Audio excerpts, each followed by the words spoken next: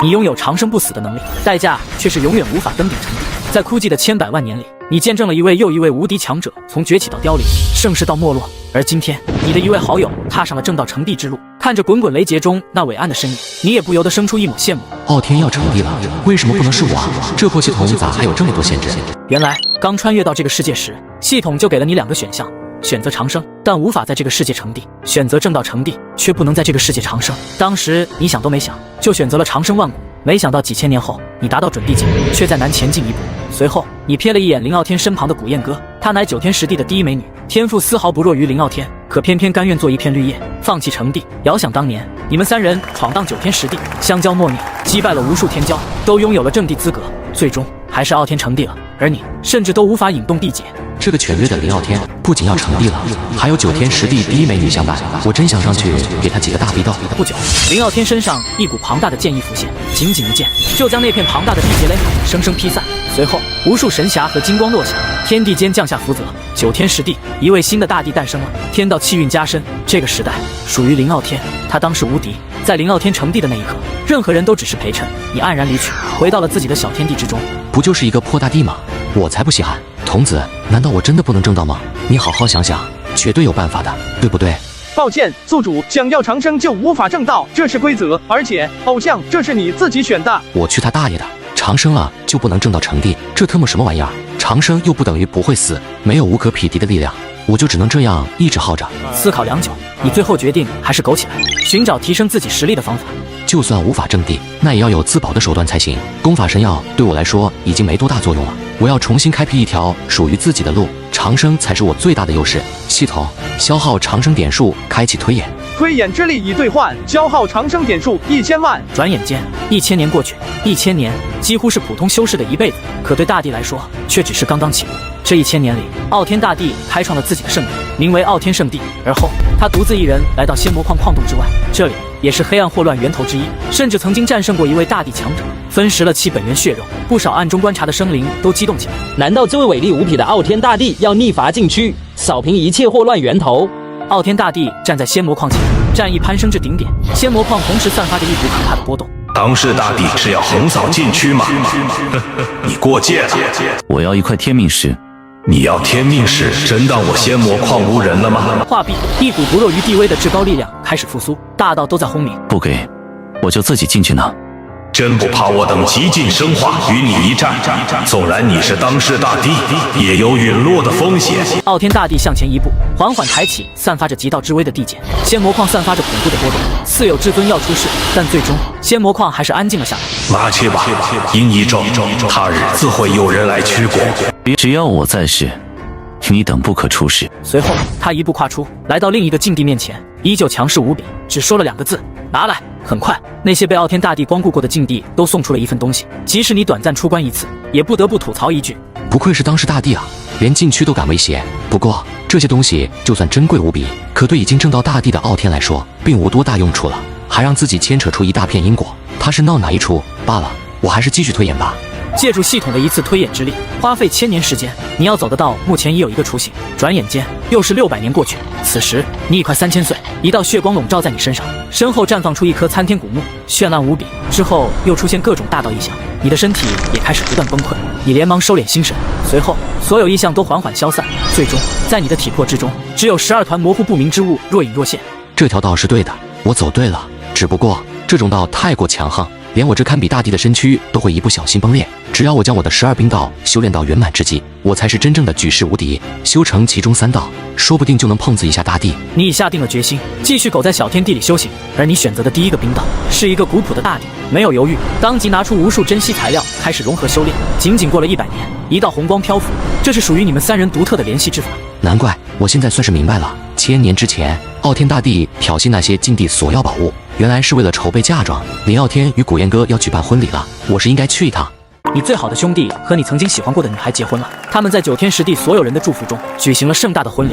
婚礼当天，万族来朝，密密麻麻的身影一眼望不到头。傲天大帝和帝后古燕歌站在最高的石台之上，接受着所有人的祝福。来了很多人，可他偏偏没有看见那道熟悉的身影。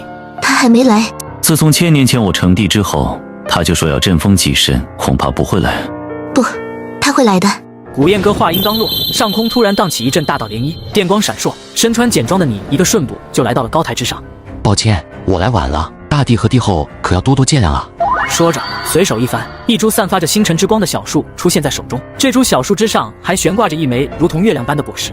愿祝大帝和帝后永结同心，万年好合。长生大哥，恭喜你们！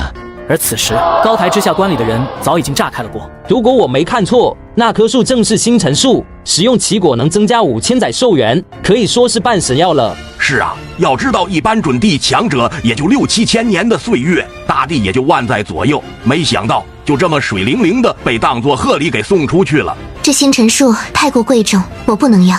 寿元对于我来说没什么大用，等再过一段时间，我就会彻底振风自身，等到下一世开启，我自会正道成帝。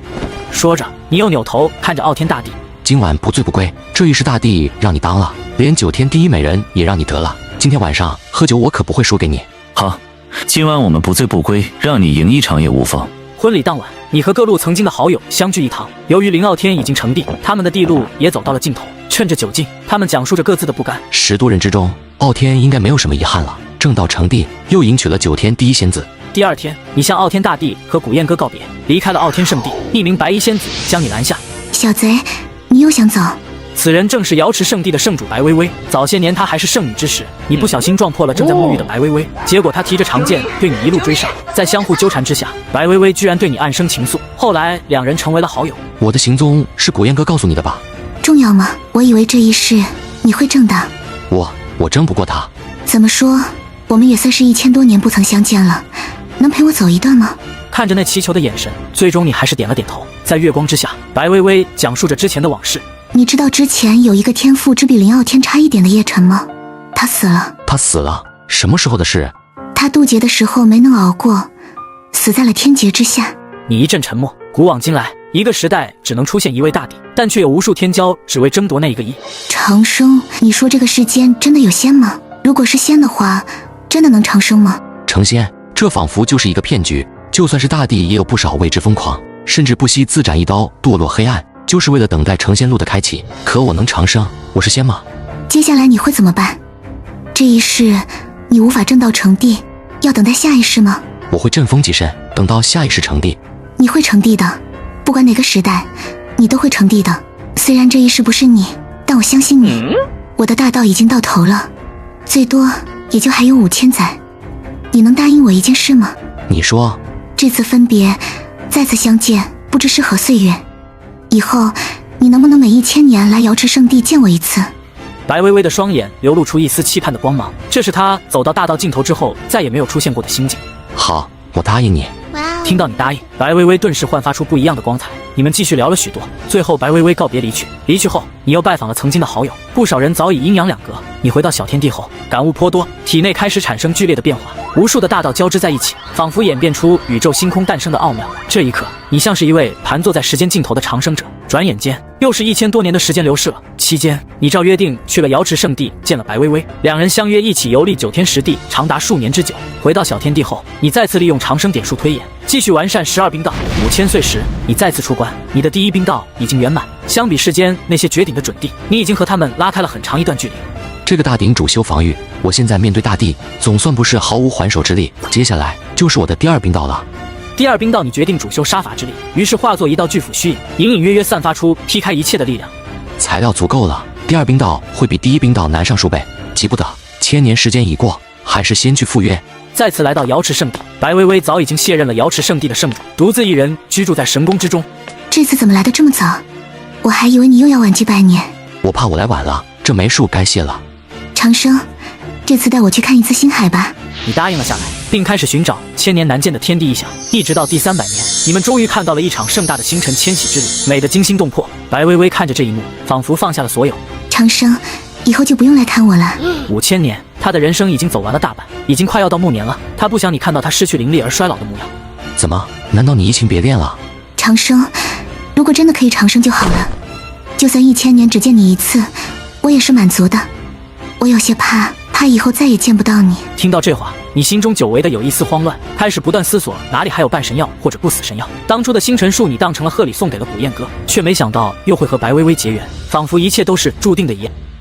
每个人都会有不少遗憾，而白薇薇的遗憾却是不能陪你一起走完一生。6000年，对于他们这些走到大道尽头的准帝而言，已经开始迈向了暮年，他的气血和本源逐步衰弱，而你慌了。这1000年有你的陪伴已经很好了，我很满足。白薇薇说完，你心中升起了一丝愤怒和不甘。后面的很长一段时间，你一直在寻找能增加寿命的神药，6500年，你依旧没找到。你开始施展大神通来洗刷白薇薇岁月流逝的痕迹，只可惜效果甚微。同年，你们的另一位好友古真一终于走到了时间的尽头，你和白薇薇前来送别。我就知道你们两个终究会再次走到一起的。你们3人在星空中喝酒，侃侃而谈，回忆往事，直到古真一身上化道的气息再也压制不住，你们目送他最后一程。古真一强行运起最后的灵力，化作年轻的模样。哈哈哈！此生能与你们同处一室，是我之幸。这世界很好，可是我古真一再也不想来了。叶真，老子来找你了。画壁顿时消散在星空之中，古真一的消散让你更加急迫起来。将白薇薇送回瑶池圣地之后，独自一人闯入了自古长存的禁区之一，拥有镇压万道的万灵鼎，你爆发出了堪比至尊的竞技力量，可惜依旧重伤逃出，也没得到半神药。看着浑身浴血的你，白薇薇心疼不已。无需为我如此，最后的时间有你陪着我，我已经很满足了。你沉默了片刻，从牙缝里挤出一个好字。之后的几百年里，你们2人如同凡尘间的夫妻一般，度过了一段平静又美好的日子。而随着时间流逝，白薇薇也开始变得苍老了。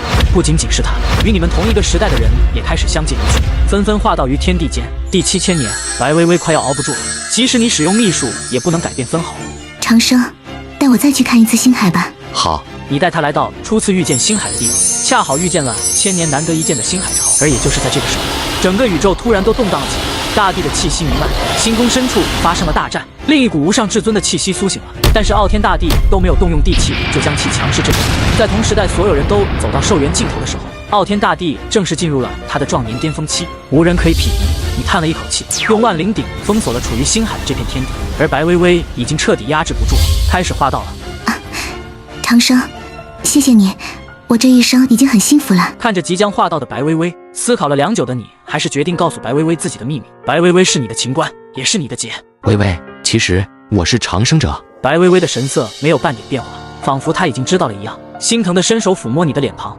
长生，我好心疼你。未来，你的身边再也没有一个熟识的人，没人再陪你说话。拥有长生的你，我只看到了无尽的孤独和落寞。我好想能一直陪在你的身边，哪怕只是看着你。化落大道之力开始瓦解，你立刻施展未完成的12冰道，强行抵挡，心中升起无尽的怒意。你不想让我看着你老去的样子，那我就为你夺来不老的容颜。你动用恐怖的力量，彻底将整座星海炼化，熔炼成了无上的神元。白薇薇神色宁静地躺在神元之中，如同一个睡着的少女。抱歉，我不想未来我再也找不到一个熟悉的人，原谅我的自私，我真的没有办法了。星海潮消散了，炼化星海神元的气息惊动了大地。林傲天和古燕哥出现在你眼前，即使面对刚刚镇杀一头至尊生灵的大地，你也没有任何畏惧。你要拦我？林傲天神色威严，身上散发着一种至高无上的地位，可你身上同样涌现一股镇压万道的气息。纵然是不如林傲天，可终究是挡下了你，直接撕裂空间，回到了瑶池圣地。他走上了另一条路，长生哥另类成道了，还差一些，不过也快了。古往今来不乏一些天资卓越者未能登顶，他们会避开天道，重新续建那一条已经断掉的大道。你回到了瑶池圣地，亲手将阵封着白薇薇的神元放在了他喜欢的梅树前，并封印了此地。以后我会经常来看你。经过此事洗礼之后，你的一颗无上心境非但没有倒退，反而精进不少。独自一人对着石壁喃喃道：“我会成仙的。”时光悠悠，转瞬间来到了12000年。9天石地中突然涌现出一股地威，流露一丝悲伤之意。古燕哥，你也熬不住了吗？纵然傲天贵为大帝，也没能再为你寻来一株不死神药吗？地威回荡在9天石地很长一段时间，傲天大帝带着地气闯入了轮回海，数道至尊的气息交缠，就连苍穹布满了大道裂痕。傲天大帝屠掉了2位至尊，险些将轮回海屠戮殆尽。即便如此，依旧没能带回一株不死神药。12500年，天地浮现异象，这位帝后就快要化道了。在小天地里的你看着传音符传来的信息，犹豫不决。第2冰道虽未大成，但是自保绰绰有余了。林傲天，古燕哥，这应该算是这一世我们最后一次见面了。9天石地第一美人古燕哥即将化道，而他最后想见一面的人却是你。看着没有任何反应的传音符，不由得露出一抹失望的神色。不用了，傲天，这都是注定的。已经让我留在这个世间足够久了，能陪伴你走完这一世，我已经放下了。因为当初你送的那株星辰树，古燕哥能够拥有和大地差不多的寿命，这已经很罕见了。天空中隐隐浮现天道的气息，所有生灵似乎都感受到了天命传来的警告。我将你封印起来。不，我不想一直躲在神人之中，我有自己的选择，已经够了。那家伙躲了这么多年，难道连最后一面都不肯来见吗？他到底在躲什么？或许他有自己的苦衷。傲天，我支撑不住了，我们去宇宙深处吧。傲天大帝不再犹豫，一步跨出，来到了宇宙深处。就在这时，你撕裂空间来到了两人面前。抱歉，我来晚了。长生哥，能见到你，总算是了结一件憾事。你刚想说点什么，但傲天大帝身上散发着一股若有若无的杀气。为什么不把它封印起来？这是我们自己的选择，取之天地，到最后还之于天地。长生哥，这是我的选择，我已经度过了灿烂的一生，就这样结局也挺好。谁都希望长生，可万一长生是一种错呢？见到你，我已经很满足了。你走吧，剩下的时间，我想和傲天说几句话。你看了一眼傲天，撕裂空间回到了小天地中。傲天，你这一世得罪太多禁区，恐怕会有大敌陈长生走出了自己的道，到时候他会成为你的元首。不用元首，我是当世大帝，会横推一切敌手。纵然他能另类成道，这一世也不是我的对手。傲天，我走了。古燕哥就此在星空中画道，消失在了宇宙深处。又少了一位故人，什么都是假的，只有大道是真的。时间15000年，一股奇异的波动扰乱了你的修炼心境。傲天，你也熬不住了吗？一个大帝想要续命，要么吞噬不死神药，要么强行靠自身活出第二世。16000年，大道开始哀鸣，所有人都知道傲天大帝撑不住了。你真的没有不死神药吗？那你究竟要怎么选择？是自斩一刀，和那些曾经的无敌者一样躲进禁区来规避天道的探索，还是就此画道归于天地？时间过去300年，自古长存的禁地就传来了可怕的波动。傲天，你不行了吧？我看你如何镇压我。今日偿还因果，隐秘地系，诉我本源。一道巨大的手掌出现在傲天圣地上空，惊天的剑光瞬间劈灭了那巨大的漆黑手掌。还有谁要索取因果，都来吧，我傲天都接了。我乃当世大帝，纵然衰老，也足以横扫你等苍蝇狗辈。即便如此，仍有禁忌生灵纷纷入世，这些都是林傲天曾经得罪过的禁地。傲天，你老了，不负往日之姿，是你本源，我等还可以撑得更久一些。大战一触即发，7、8道禁忌身影纷纷行动，整座9天10地似乎都要承受不住这股力量。区区自斩的生灵，你们也配称为至尊？给我死！一尊无敌生灵被地剑给力劈毁，而傲天大帝半边身子也被数位至尊联合轰碎。禁忌生灵纷纷抢食着大帝的气血。很好，我感受到了枯竭的本源散发了活力。几位无敌至尊再次出手，而傲天却笑了，使用出了一件比之前更恐怖的剑招，瞬间斩杀4尊无敌生灵。快，极尽升华，不要再留守了。镇杀他后，我们还能夺回禁地。4名生灵纷纷开始极尽升华，大地的力量浮现。什么？竟然是古族的麒麟古皇，他还活着，还有妖族的血液妖帝。我的天，这么多的大帝，原来他们都还活着，成为了至尊生灵。他们与傲天再次战斗在了一起，打得整个9天10地都快要被分离了，时空都变得混乱起来。念及我们之间的旧情，这一次我就帮傲天一次。你打开系统空间，兑换了一些脱节地符，一步就来到了大战之地，整个空间遍布裂痕。傲天大帝正在被禁忌生灵围攻，你运起12冰刀，独属于你的至尊力量开始复苏，一顶过去，重新将战场分割。你该死！一名禁忌生灵瞬间向你袭来，你带着万灵鼎成功抗下了一击。这就是大帝的全力一击吗？你没有犹豫，立刻召唤了未完成的巨大斧头砍去，一柄金色的绿如意拦下了这一击。另外一尊禁忌生灵也开始朝你袭来，你的身体顷刻间化为一道劫灰，重新出现在另一处空间。脱节地符，果然不愧是曾经的大帝，没一个好惹，怕是用不了几次，他们就能掌握脱节地符的规律。你看向另一片战场，3位极尽升华的大帝凄惨无比，傲天大帝只剩下了一具枯骨，还散发着微弱的生命气息。全月的傲天，几天不见，怎么虚得跟吸狗一样？还不等你动用底牌，傲天大帝的魂与骨皆被炼化了，他的气息消失。就在你准备跑路之际，一道生命气息开始出现了。不死神药。当气息再次出现的时候，几位至尊生灵感受到了一种阳谋，针对禁忌生灵的阳谋纷纷开始四处逃窜。傲天大帝归来了，他活出了第二世。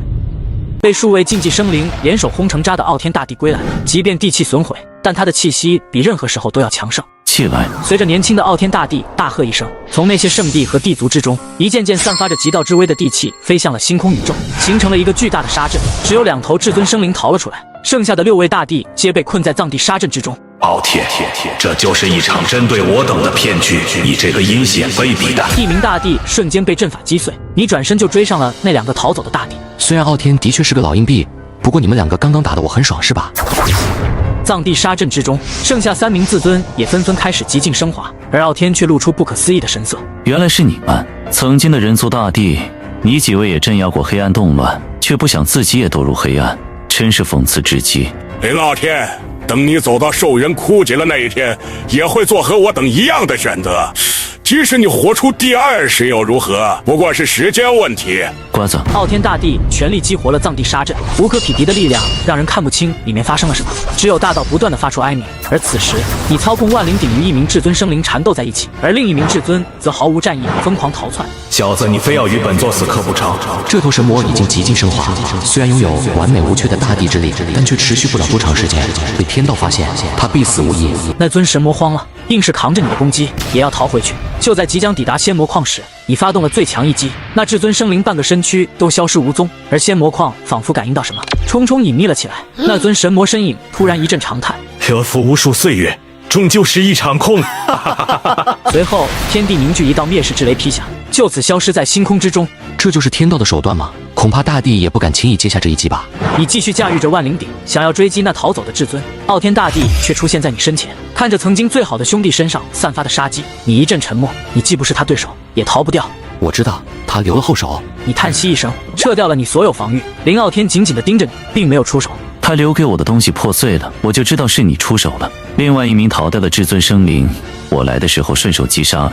所以你要对我动手了吗？我答应过他，不过让我发现你成为至尊生灵，我会亲手镇杀你，不管你逃到什么地方。林傲天说完，撕裂空间离去，你也回到了小天地中。傲天，这次我出手，全当我们之前的兄弟情谊，后面的我们拭目以待。宇宙深处的大战终于落下了帷幕。傲天大帝归来后，禁区生灵再次陷入寂静。这次大战，我终于对自己的实力有了全新的认识。如果说普通大帝战力是1的话，傲天怕是有1.3，而我现在有0.7，自斩生灵就是0.8，待第2兵道圆满，我应该有0.9的战力。只要我一直活着，我定能超越所有人。想通这些，你继续开始修炼第2兵道。时间很快过去了6000年，小天地内惊起一阵异响，随后缓缓融入一把巨斧之中。我的第2兵道终于圆满了，第2兵道合一，虽然比大帝弱一些，但也无惧大帝了。现在对上傲天，逃掉应该问题不大。你打开了长生系统，仔细看着上面的数值，半步大帝的境界，看来系统和我估算的差不多。你散发着破开一切的力量，我就叫你破灭斧吧。这12兵道越往后越难，也不知第3道兵需要多久岁月。做完这一切后，你看向傲天圣地的方向。自从上次回归后，傲天就隐匿了起来。如果不是感受到强横的生命气息，你一度以为傲天已经离去了。傲天啊，傲天，你到底什么时候死啊？这6000年来你不出事，可别是在搞什么长生法吧？或者第3世？对于你这个曾经最好的兄弟，你既不想他窝囊的死去，也不想他太过强大。童子，你说傲天这兵能参悟长生法，活出第3世吗？你这样问，还不如叫我直接去问他。你要不要我现在就去帮你问一下嘛？去你大爷的！垃圾系统除了给我长生还有个屁用，资源也是少得可怜，连不死神药都没有。算了，看来我也该出去一趟了。你随后来到了瑶池圣地，你曾经和白薇薇种下的梅树也粗壮不少。每当你出现时，这棵小树就会像是一个小孩一样，开心的手舞足蹈。我来看你了，还有你这小家伙，没想到也诞生了灵智。你在瑶池圣地待了半个月后离开了，开始游历9天10地，寻找修炼第3道兵的契机和材料。最终你来到了9天10地，就连大地都不敢涉足的纪元禁地。这3个禁地分别是藏地、佛土、轮回高原。藏地拥有浓厚的阴气，任何生灵待久了都会尸变。佛土则是曾经有一名大帝进入，也差点被度化成佛，而轮回高原进入便会陷入轮回，直至本源被魔禁。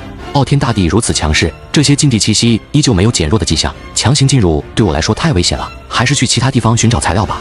之后1000年的时间内，你游历9天10地各地，也得到了几种还算不错的天材地宝。而这一天，9天之上突然一道光芒降世，上古天庭废墟现世。这是9天10地的禁区之一，一条大道凝聚的锁链牢牢将禁区禁锢在宇宙之中。紧接着，傲天大帝苏醒了，一步踏入了神墟之中。时隔7000年，傲天大帝的地威再次降临在了9天10地，并只身一人打入了神墟之中。你抬头看了一眼那苍穹，喃喃自语道：几千年不见，你的实力更强了。要是你不死，该又有多少生灵会绝望啊！你结束了在9天10地的游历，回到了自己的老窝。而这一次，傲天大帝没多长时间就回归了。不少实力高深的老怪物都察觉到傲天从神墟带回来了一些东西。傲天这怕是讨债去了，之前围攻傲天的禁地应该都跑不掉。不关我事，我还是继续推演吧。你继续陷入了闭关之中。第8000年的时候，傲天大帝用法则锁链困住了轮回海，进入其中大战了数月之久。最终，傲天大帝提着一位无敌者的头颅走出禁地。随后的时间里，傲天继续对禁地出手。第12000年，宇宙深处万道轰鸣，持续了近100年。道劫仙经、梦幻魅晶，这些都是举世罕见的材料。傲天，你之前所做的是为了练兵。看见傲天炼化的宝物，你也十分羡慕，于是你在心里暗下决心，修成第3道兵，也要学傲天一样去轮番问候禁区一番。时间过去了500年，宇宙深处一把五彩仙剑诞生了，远超一般的大地之兵，散发着凌驾一切的气息。很多生灵都以为这位大帝要拿着这把新铸成的地兵去找那些禁地的麻烦，可结果大帝回到了圣地后就沉寂了下来。第14000年的时候，天穹出现了震动，大道法则喷涌而出。这不像是衰老的迹象，傲天难道又想钓鱼？可是禁地的人也不是傻子啊，不对劲，绝对不对劲。傲天一步来到了星空之中，血气鼎盛，大道稳固，并没有半点衰老的迹象。你顿时恍然大悟，难怪那些禁地会送出如此多的仙晶。傲天，原来你也想自斩一刀，沦为至尊生灵，看来你也堕落了。浩大的地威遮蔽了日月星辰，傲天大帝盘坐在了虚空，他的目光掠过了9天10地，似乎在寻找着谁。最终他失望地站起身来，星空中也投来无数目光，所有生灵都在猜测傲天大帝是否会堕入黑暗。你们都在等我自斩一刀，可笑！吾贵为人族大帝，又怎么会与你等躲在黑暗中不敢见光的生灵一样？骤然间，万道法则爆发，他的气势还在不断的攀升。9天10地的生灵无不震惊。傲天大帝难道是想闯登仙路？在9天10地这片宇宙中，每个时代都会出现一条登仙路。据说这些登仙路连接着传说中的仙界，只要闯过便可成仙。只是踏上这条古路的大帝，最终都没有再回来过。踏进其中，九死无生。傲天站立在宇宙中心，身上散发的剑光贯穿古今。混沌之中，一条古路缓缓出现，傲天就站在古路之前，仿佛在等待某人。我小看你了，你居然敢闯登仙路！这个时代的最后一刻，也该由我来送你。下一刻，一个被万灵鼎包裹的身影飞向登仙路，不少老怪物都认出来了，你就是曾经在傲天大帝晚年出手相助的至尊。见你到来后，傲天随手一挥，遮蔽了天机，即使至尊都不可窥窃。我尘封了万年，没想到你会选择这样的一条路。看着你没有一丝衰老的迹象，傲天也没有纠结你说的是不是真的，随口说道：躲了我这么多年，怎么舍得出来了？如今这个时代，只有你一人与我相熟，这算是最后一顿酒。真打算就这样去闯登仙路？你的寿元应该还有不少。真等我寿元将尽，我反而没有信心。你们两人在星空中，又像是回到了年少时那般，是无话不谈的好友。你所隐藏的秘密，无非是与正道相关。那次你没有正道，我就察觉了，连古燕科都可以为你隐瞒。我是大帝，又何须在乎别人的秘密？你们都太小看我了。傲天话毕，你一阵沉默。长生的秘密你不敢泄露，如果被禁区生灵知晓，说不定会出现比傲天更加厉害的，你将无路可逃。或许你可以尝试活出第3世，再多一世的积累，闯这条路的几率会更高。第3世，我早已经有了活第3世之法，只是活出一世又一世又如何？这个世间我最后的留恋也没有了，长生万古也不是我的追求。傲天最后的一句话仿佛专门说给你听的，你没有接话，只是一味的喝酒。这一世最后能见到你，对我而言算是一个惊喜。不过我对你还是有所不爽，所以我还是要给你一点惩戒。下一刻，一道五彩剑光毫不留情地将你撞出了宇宙星空，浩瀚的剑气直到9天10地才停下。林傲天，我去你大爷的！长生，未来的某一刻，或许你会发现我留给你的惊喜，亦或是你的杀局。说完，傲天独自一人踏入登仙路，天命悲鸣，万道交织，9天10地的天道也彻底断绝了与傲天大帝的气息。你躺在地上，神色复杂。3万岁了，这一世与你相识的最后一人，当时大帝曾经的至交好友傲天也消失了。你感受到了真正的寂寞与孤独。震烁古今的傲天大帝最终选择了强闯九死无生的登仙路，他的气息消失在了9天10地，天命也在某一刻打开了大道枷锁，留下了一个独属于傲天的道痕。属于傲天大帝的时代结束了，但傲天的道痕彻底消失还需要1万年，在这1万年里，没有人能成帝。9天10地即将发生大变故，我还是先躲起来吧。你回到小天地还不过100年，整个傲天圣地选择自封了，宇宙之中至尊的气息开始无比活跃。傲天离去，不过大道并未恢复。9天10地的生灵无法攀升高峰，对这些禁忌生灵来说食之无味，应该不会发生大祸乱。时间又是4000年过去，宇宙星空中就发生了惨烈的一幕，一名至尊不断地吞噬着星空中生灵。冥冥之中你也感应到了这一幕，你略微推算，发现居然和你有所关联。怎么会和我有所因果？有意思啊！如今我道兵2合1，即使大帝我也不惧，就拿你来练练手。傲天已经消失，这时间又有谁能镇压我？这是一位古老的至尊生灵，气血衰败，大道残缺，因为之前有傲天大帝压制，一直不敢出手。但本源流失严重，即便他吞噬了一片片生命谷地，效果也是微乎其微。没等到成仙落魄不甘心就这样死去，就算将宇宙星空所有生灵都变成血石，都在所不惜。然而就在这时，一道曙光打断了他，同时也引起了另外一些竞技生灵的目光。是你居然没被傲天劈死，还是说你本就是和傲天有仇？随着你进入这片世界，发现各族的生灵都喊着傲天的名字，你也明白了为何和你有些牵连。下一刻，你发动万灵鼎对那至尊出手了，双方交战发生了可怕的异响，空间碎裂，随后强大的地威在宇宙深处复苏了。你从地道之威中认出了这位生灵的身份，曾经横扫过禁区的一代妖皇。是你，龙恶妖皇，在古籍中都赞叹不已的大帝，居然落为了禁忌之尊。不只是你，所有关注到这场战斗的生灵都不敢相信。你头悬万灵鼎，手持破灭斧，感受着眼前这位龙恶妖皇完美无缺的大帝之力。逼我极尽升华，你该死！给我葬送！龙恶妖皇倾尽全力的一击，你不敢马虎，连忙融合两种冰道燃了上去。这一击打破了虚空，甚至时间都被扭曲，但最终龙恶妖皇被击飞数个星域，强行退出了地境。我不是败给了你，我是败给了时间。我不甘心！你挥动破灭之斧，结束了这场战斗。随后，龙恶妖皇化作星光，重新反哺这方天地。不愧是曾经的大帝，若你真是全盛时期，我不会赢得这么容易。经此一战，你也受到了不小的伤害。而龙恶妖皇消失之后，原地留下的几件物品，断掉的鲜红长矛是一件极道之兵，旁边放着一个漆黑的石盒和几件天才地宝。将它们收入空间后，转头看向被血洗的星域，叹息一声：这就是黑暗动乱，生灵如草一般，没有丝毫反抗的能力。我能做的也只有这些。随后，你带着受伤的身体回到了小天地中，打开了龙恶妖皇的小黑盒，里面放着仙木之列的归虚若木，竟然还有此物。果然，这些古老至尊身上都藏着不少好东西。第三道兵还未彻底确定，不过有了这节归虚若木，倒是有些想法了。但日后显示，可能就需要小心一点了。当初傲天的一剑让你与傲天撇开了关系，随着这次出手，你再次被所有竞技生灵视为敌手，已经有不少古老至尊开始推算你的位置。前两件道兵已经被人关注，现在唯一的方法是我练成第三道兵，或者修炼另外一种大道掩盖身份。你思考许久，最终决定一边修炼冰道，另外一边重新推演一条大道。时光流逝，转眼间便是8000年的时间，你也已经42000岁了。这一年天地震动，大道复苏，所有准地修士纷纷感受到了瓶颈的松动，新的时代开启了。还是感受不到天劫的气息，或许我也可以收一个弟子，看看能否让他去争一争这个时代的大帝之位。于是你以一具化身开始行走9天10地，100年的时间，你走访了很多地方，最终你收了一个根骨奇差的小女孩，她叫红天。你看见她时，发现她在一堆死人里面求生，将她带回小天地后，你用无上秘法为她塑身，之后封印在神元之中，更是将龙恶妖皇那半件地兵炼化了，放在了红天的身躯之中，以此来温养她本就虚弱的血气。做完这一切后，你重新闭关修行，仙木归虚若木拥有时间潮汐之力，你也对第三道兵有了一些想法。第三道兵就叫做归虚中吧，不过即便有系统推演，想要完成我也不知道要多久。随后你看向另一处推演五行生息之法，相比于12兵道的霸道，五行生息之法显然更容易修行一些，利用五行之力相生相克，生生不息，从而突破大道的屏障。五行之力也就意味着我需要将五行之道修炼至圆满，实现生生不息运转轨迹。这些修行方法一般大帝都不敢想，谁又会浪费时间修炼多种大道呢？不过我最不缺的就是时间。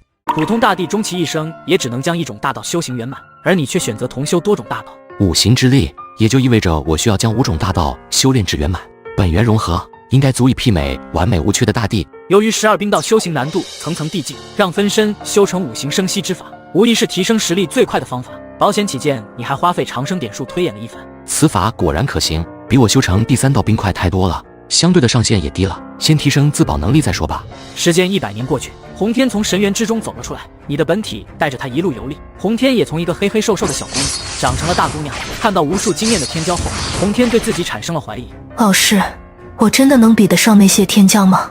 我为什么感觉不到一丝希望？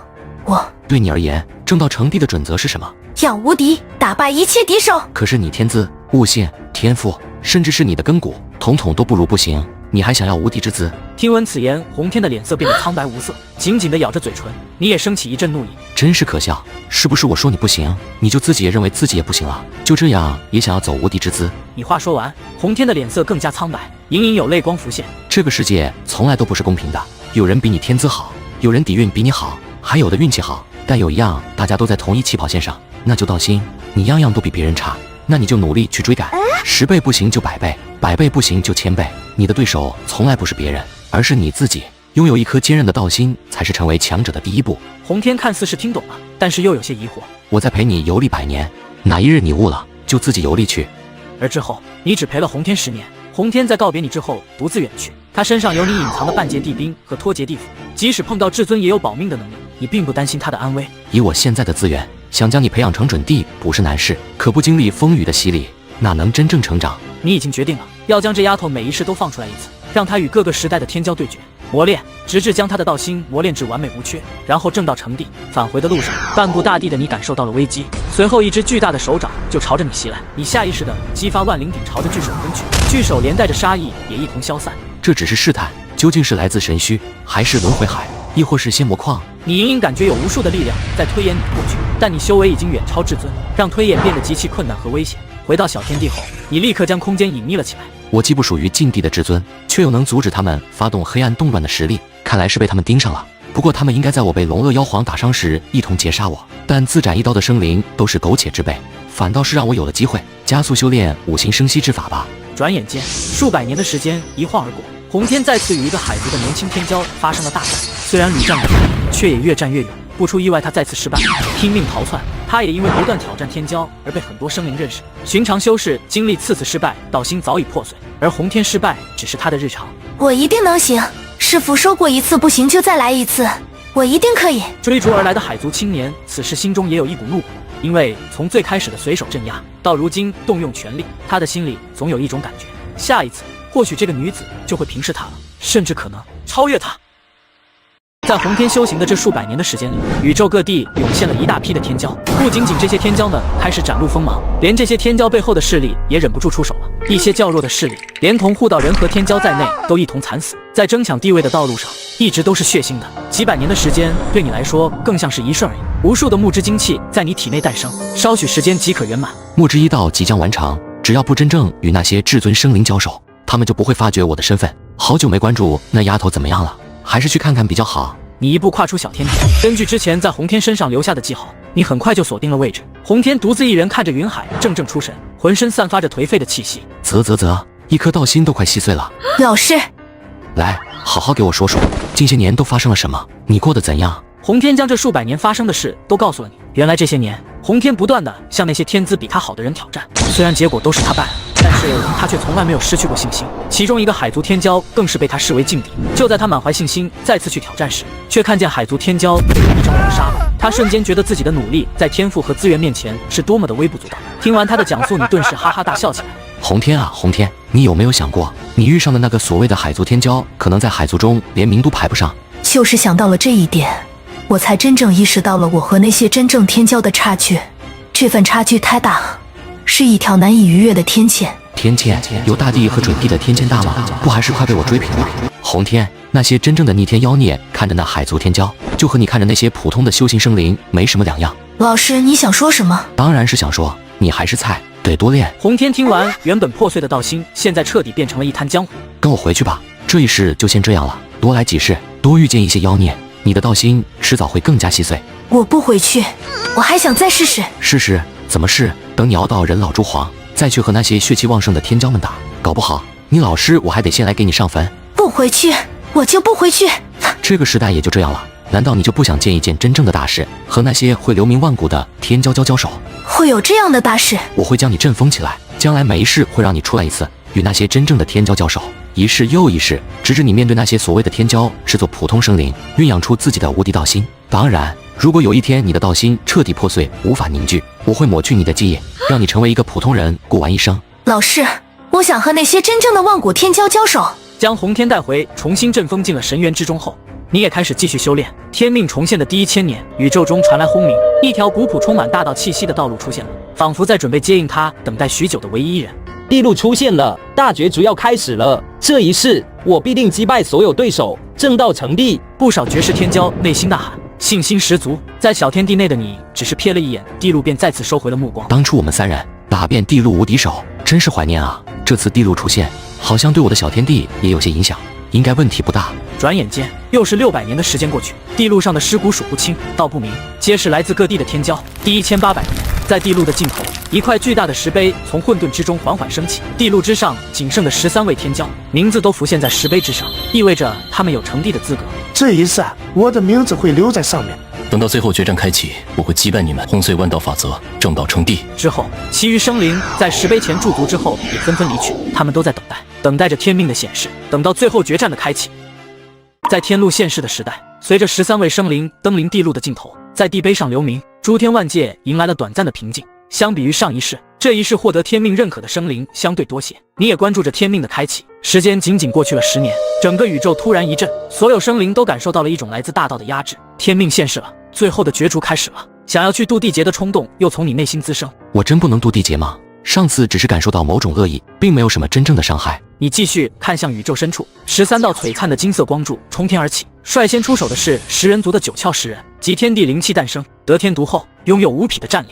来战！随着他率先一声呐喊，又陆续出现其他天骄，光柱显现。当然，并非所有天骄都有勇气前来。13道中有5道光柱暗淡了下去，石碑的名字也暗淡下去，代表他们放弃了成帝。如果连与我等对战的勇气都没有，退出是你们明智的选择，不要白白浪费性命。大帝之位又怎么可能会被懦弱的生灵所得？走上了这一条路，就赌上必死的觉悟。哈哈，说得好，一起打！没有任何征兆，大战就这样爆发了。9窍食人太过惊人了，竟然要以一己之力横扫剩余7位天骄，其他也不是泛泛之辈，就这样混战在了一起。不久，一名妖族天骄被人斩落，成为了大地之争的第一位牺牲者。小天地中，你也注视着星空中那几位绝顶生灵的大战。没想到这么激烈，当初石碑之上只有我们3人留名，傲天成帝也太过简单了。就在你感叹之时，一股诡异的波动开始朝决战的方向飞去。你敏锐地察觉到了有禁地至尊出手了。那几位绝顶生灵所蕴含的本源和血气，对他们而言都是最佳的补药。你觉得这是一个机会，让你成帝的机会？禁地至尊拖住那些天骄，我去偷偷引动地劫，或许可行。宿主，可行个屁！我劝你最好不要尝试。我怕个当，半步大帝岂是开玩笑的？最不济我也能保命，你别劝我，就算被雷劈我也要去。好，这可是你说的。你无视了系统，继续注视着星空中的大战，等待一个机会，或者说一个让你彻底死心的实验。随着一阵激烈的震动，原本7人的混战瞬间又陨落2位，仅剩的5个光柱，其中3个摇摇欲坠。生命最旺盛的当属9窍食人和天凤一族的五彩龙凤。五彩龙凤和9窍食人对战，眼看落入下风，竟然率先引动地劫，想要抢先渡劫。剩下的4人联手将其击杀。眼看9窍食人胜局已定，天空突然出现了一座诡异的宫殿和一个撕裂的空间。青铜仙殿和吞心渊禁地现世了，我的机会来了。你没有过多犹豫，便直接走出了小天地，生命气息极其的旺盛，早已经修至了圆满。也好，你们去找正道者的麻烦，我去尝试沟通天命，或许这一世我会成帝。你很快的来到了那4片大地劫的边缘之地，你对谁成帝并没有任何想法，毕竟9天10地出现一位大帝并不是坏事，你至少可以安稳的修炼1万多年。不久，腐朽的气息也来到了渡劫的4人之处。古往今来，很多大帝在正道地劫的时候，都曾经遭受禁地至尊的阻碍。那具古棺震动了一下，弥漫着一股死气，一只巨大的手掌带着禁忌之力，直接向着渡劫的4个生灵拍了过去。你的机会来了。成帝的道路总是异常凶险，在所有正道者仅剩4位之时，禁地的至尊终于出手了。这4个生灵成功挡下这一击，每一个人的体内都沉寂着一件极道地兵，就是为了防止禁地至尊的袭击，甚至之前生死大战都不曾暴露。以为几件地气就能护得住你们吗？那具青铜棺内传来非常苍老的声音，随后一道漆黑的光芒瞬间向前弥漫而去，当即就斩杀了1位天骄。紧跟着后来的2位至尊也不断骚扰着几位渡劫的天骄。在禁忌生灵和雷劫的攻势下，9窍食人浑身浴血，战意十足，一边抗下天雷，一边躲避攻击。待我成道，必将尔等彻底肃清。见9窍食人实力不俗，青铜棺内的至尊转头盯上了另外2人。几位至尊再次一起出手，那2位天骄虽然不甘，终究还是死在了神雷之下。天命震动了起来，像是锁定了出手的几位禁地至尊。青铜古棺和石像汲取了几人的本源之后，立马逃遁。2尊至尊同时回归了青铜仙殿和吞心渊，而9窍食人在地劫之下，肉身早已消失，只剩下一片血雾，吊着半口气。9天10地和各地的生灵都神色骇然，都死了。难道这个时代没有人可以成帝吗？没有大地守护的时代，万界之中会陷入很长一段时间的混乱黑暗。眼见一切就要落下帷幕，你知道自己的机会来了。你没有去管那苟延残喘的世人，而是盯上了天命，开始释放至尊之力，期盼能引来地劫。乖，到爸爸这里来。一声神雷炸响，你神色变得有些沉默起来。我干你大爷的！不是地劫神雷，是 TM 的天罚灭世之雷，完犊子了！比地劫恐怖数倍的天雷直直地朝着你劈来，你全力运行五行生息之法的木之一道精气抵挡，随后拼命逃遁。天雷锁定了你，不断朝着你发起攻击。就我不能正道是吧？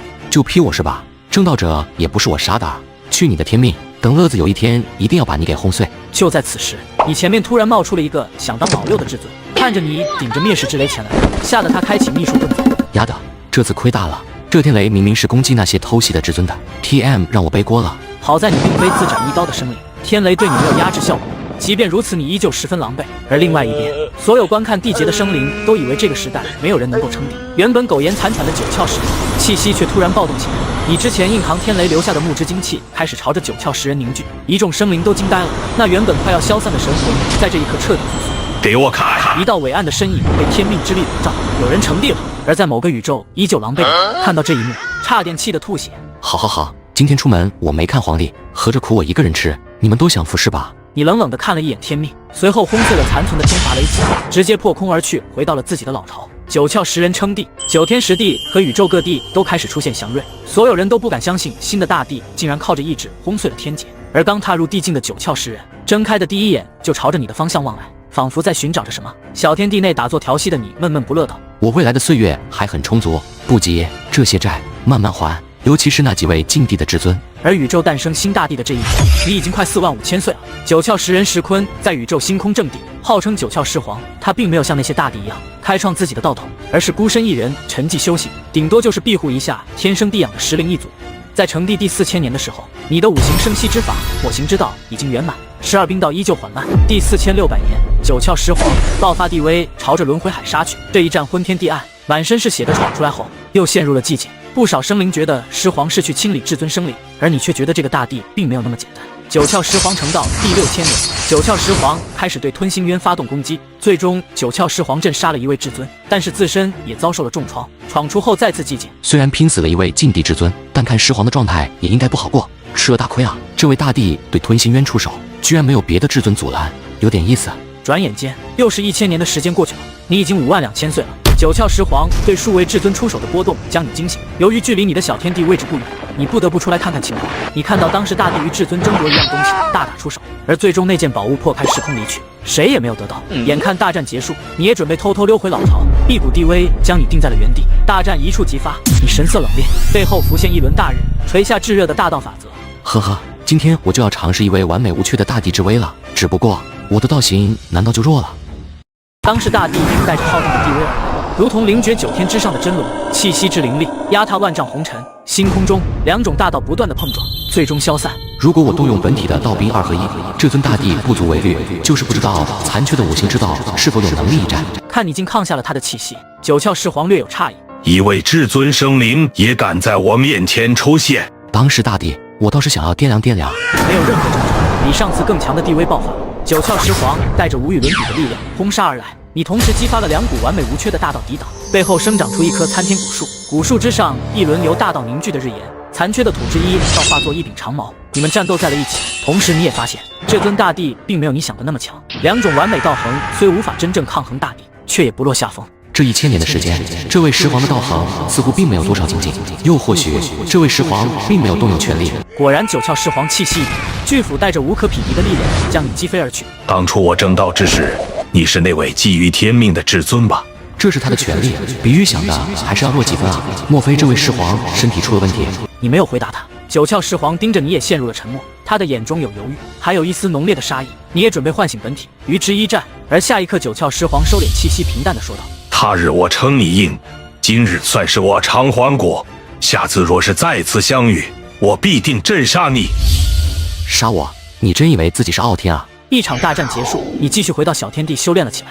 时间很快就过了2000年，当时大帝已经9000岁了。自从上次大战之后，石皇沉寂不再现实。如果不是偶尔散发着一股股地威，你甚至以为大帝崩了。石皇成帝12000年的时候，天地出现了震动，那位九窍石皇竟然就这样直接打进了轮回海。两方的大战波及了无数的时空，然而最终大帝的气息消失了。沦为禁地至尊了吗？你喃喃自语道。或许这是每一个大帝都需要做出的选择，至少九窍石皇在位期间也庇护了不少生灵。上次你去轮回海战斗，大家都以为你去镇压他们，没想到是去谈判，演给万界生灵看的。当初你立下豪言壮语，没想到自己反而成为了禁地至尊，突然有点怀念傲天了。九窍尸皇消失，但他的道痕依旧会存在一段时间。天命如往常一样悲悯，每次都当作死了儿子一样。你要是早选我，我不得活到给你养老送终。你鄙夷了一番天命，继续参悟功法。如今你土行一道已经圆满，开始掌握经行之道。在你闭关修行第500年的时候，你的小天地被至尊生灵攻击，没有了大地的震慑，禁地生灵也出现得肆无忌惮了。踏出小天地后，你展现了自己的至尊力量，3色光华冲天，震得大道轰鸣不已。神秘至尊生灵一阵诧异：你不是他，我是你大爷！你没有多言，直接驱动3色光华，爆发了无敌之威，气息直逼大地。但那名禁区至尊也不是泛泛之辈，手中的一面古镜隔断了时空，没有继续出手。这不是他，你们的消息有误。此话一出，隐藏在暗处的另外2位至尊也从黑暗中走出。果然，这次出手的至尊不可能只有1尊，还好我早有准备。的确不是他。3道强大的至尊法则封锁了一切，同样也洞悉了你所展露的本源之力。而此刻，你却面露愤怒，将威势提升到了顶点。 3位道友无故围攻我的道场，是不是要给我一个说法？是我等草率，推算此地可能是一位敌手，没想到是道友的道场。区区几句话就以为我会相信？尘封数十万载，真以为我不行了？你的话似乎激怒了其中1位至尊，他冷哼道：“那你想要怎样？我想怎么样？那就打一场，大不了就都极尽升华，我至少也可以拼死1位。” 你的话直接让3位至尊沉默了，他们都是自斩的至尊，为了活下去躲进了禁地，非必要他们并不会拼死一搏。最终他们3人还是决定给你一大笔天才地宝。了解此事，他们果然是冲我来的。禁区的生灵不会允许一位堪比大地的生灵存在，打破平衡。现在我的第3冰道和5行生息都没有圆满，先走为上，但是我也不能立即消失，否则会引起怀疑。再等等吧。 9窍石皇所在的时代并不算平静，消散后的第2000年，宇宙中突然传来了一种莫大的悲痛，有数片生命古地被血洗了，大地逝去的年代，没有谁能够阻止这尊堕入黑暗的生灵。万灵的悲痛，你也感受到了，但却并没有选择出世。5行生息之法，才差一种道法便可圆满。现在的实力，面对数位至尊生灵还是有些压力，还不是出手的时候。从上次被至尊生灵找上门后，你担心再次被众多至尊埋伏，所以格外小心。就在你如此想的时候， 在宇宙星空某地，又有一片片生命古地被灭了。宇宙生灵的痛哭唤醒了古迹之中一尊沉睡的生灵。如今是何岁月？它散发着一股独特的禁忌气息，与那股黑暗生灵的气息分庭对抗。这是一尊不属于当世的无敌生灵，封印下来的无敌者，不是自斩的生灵，另类成道者。你有些诧异，那个生灵并没有那些大地自斩之后的堕落气息，反而是无比纯粹的大道之力。他的面容慈祥，布满了皱纹，但是也依稀的能看出他年轻时也曾意气风发，也曾白衣少年。他一击便破了黑暗生灵的牢笼。大帝娘，当时的大帝何在？从生灵的窃语中，他得知当时大帝已是2000余年，也知道了过去了多久。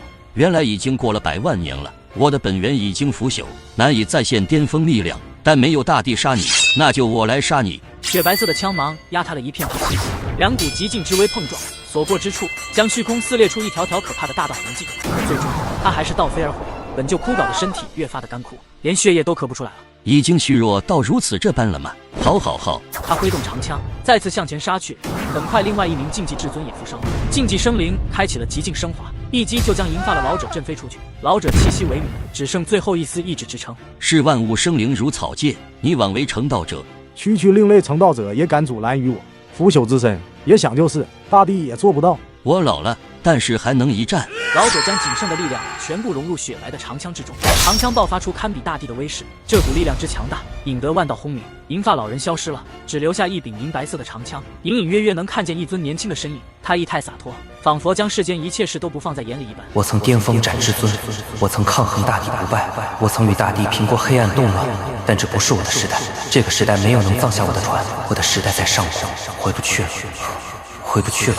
没有人认识这个生灵，也没有人知道这个生灵来自哪个时代，但是所有人都记住了那把银枪。那禁地至尊就算极尽升华，完美无缺，但是在这把银枪之下也遭受了重创，再次躲入了禁区之中。这是一位无敌者，没有成帝，而是走上了和我一样的道路，另类成道。有些生灵不是大帝，却胜似大帝。自从那位沉睡的无敌者平掉了星空中的祸乱后，整个9天10地迎来了短暂的平静。仅过去1000年不到，宇宙星空之中又有生命古地被屠戮了，你依旧没有出手。你知道，在你没有彻底拥有大地的实力之前，所做的一切都是杯水车薪。转眼间，你已经65000岁了。本体在修炼第3道冰的时候差点迸灭，时间潮汐一到，让你一直处于混沌轮回的状态，身体偶尔变成枯槁，神魂寂灭，偶尔又会新生。纵然我十分小心了，分出一道身躯，但是2种大道同时推演还是太过危险。本体出问题，我也会受到重创。你用木之一道不断的给本体输送生机，不过好在第3冰道像是打开了一道缺口，步子又往前迈出了一步。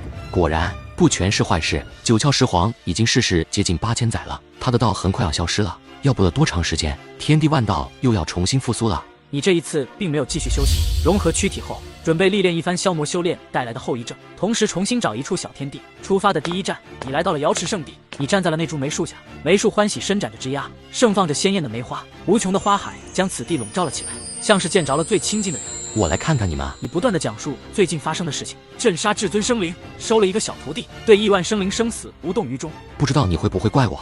我走了。之后数百年的时间，你隐匿了身份，在红尘间游走，当过客栈老板，做过云游诗人，一次次的身份转变，逐渐消去修行大道留下来的后遗症。身躯圆满，我也该去办另一件事了。再次花费数年，寻找了一处安稳不易发掘的小天地，这并不容易。在你寻找之时，宇宙之中却发出一阵涟漪，一件宝物从你眼前划过，正是当初9窍石人争夺的那件宝物。那件宝物化作一本道书，缓缓打开，散发着一股股大道涟漪。跨越时空的道书再次出现在了你的面前，道书散发的大道涟漪在这片星空不断的扩散。这种迹象太大了，原本那些枯寂的古星在这一刻都重新焕发了生机，荡漾起了一阵阵生命的气息。这道书不凡，死寂的星空竟然因此而诞生了生机，加速了其周期，或许对我修炼第3冰道有莫大的好处。然而就在此时，一只巨大的手掌朝着道书抓去。呵呵，我看中的了，你们谁敢拿？你知道道书不凡，一出手就是4道大道法则，一拳击出，竟带着一股无上地威，与那手掌碰撞在了一起，烟雾散去，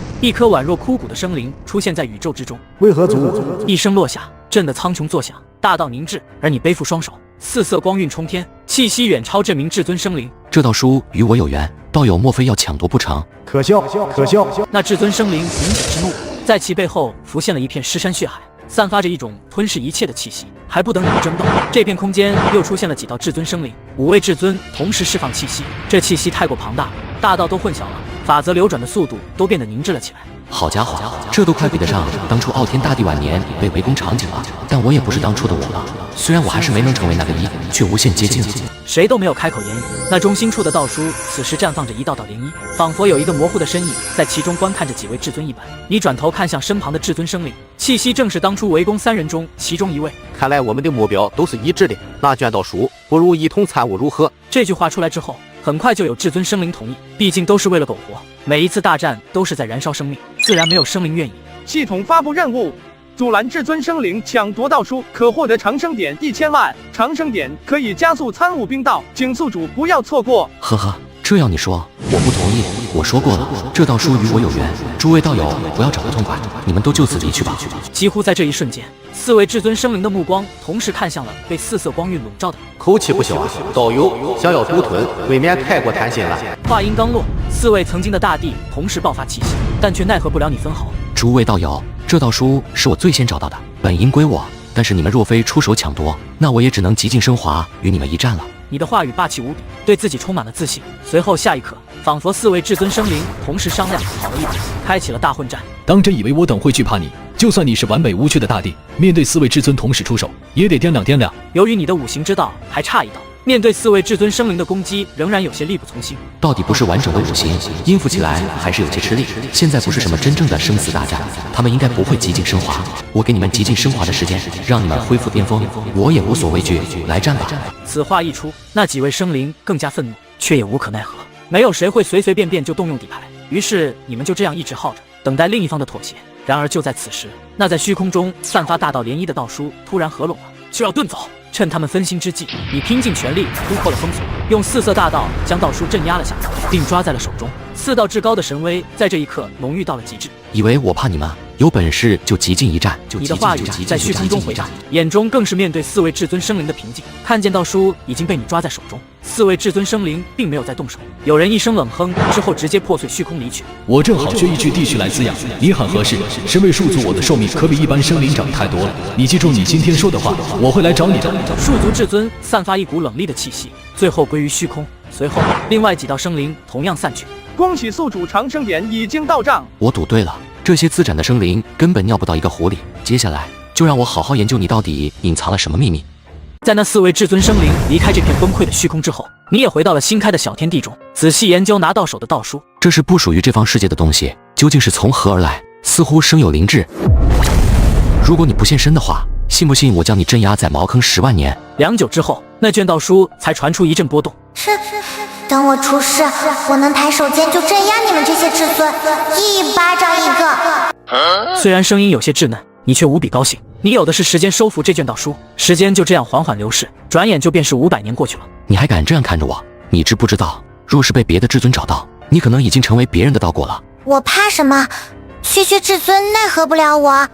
至尊都不放在眼中，难道地境之上还有路？面对你的询问，这个生灵像是看一个土包子一样看着你。区区未成道的生灵，有什么资格询问我？说完又钻入道书之中。转眼间，你一边修行5行生息术最后的大道水行之道，一边借助研究那卷道书，期望能找到一丝来源的蛛丝马迹。某一天，突然万千大道显化世间，诞生出了无比庞大的异象。看来九窍石皇的道痕彻底消失了，旧时代翻篇了。这仿佛是一个轮回。你叹息一声，内心却没有半点波动。童子哥，我觉得还是你最好。区区天命算得了什么？正地而已，能与你的长生相比较吗？完全不能。迟来的深情比狗都贱。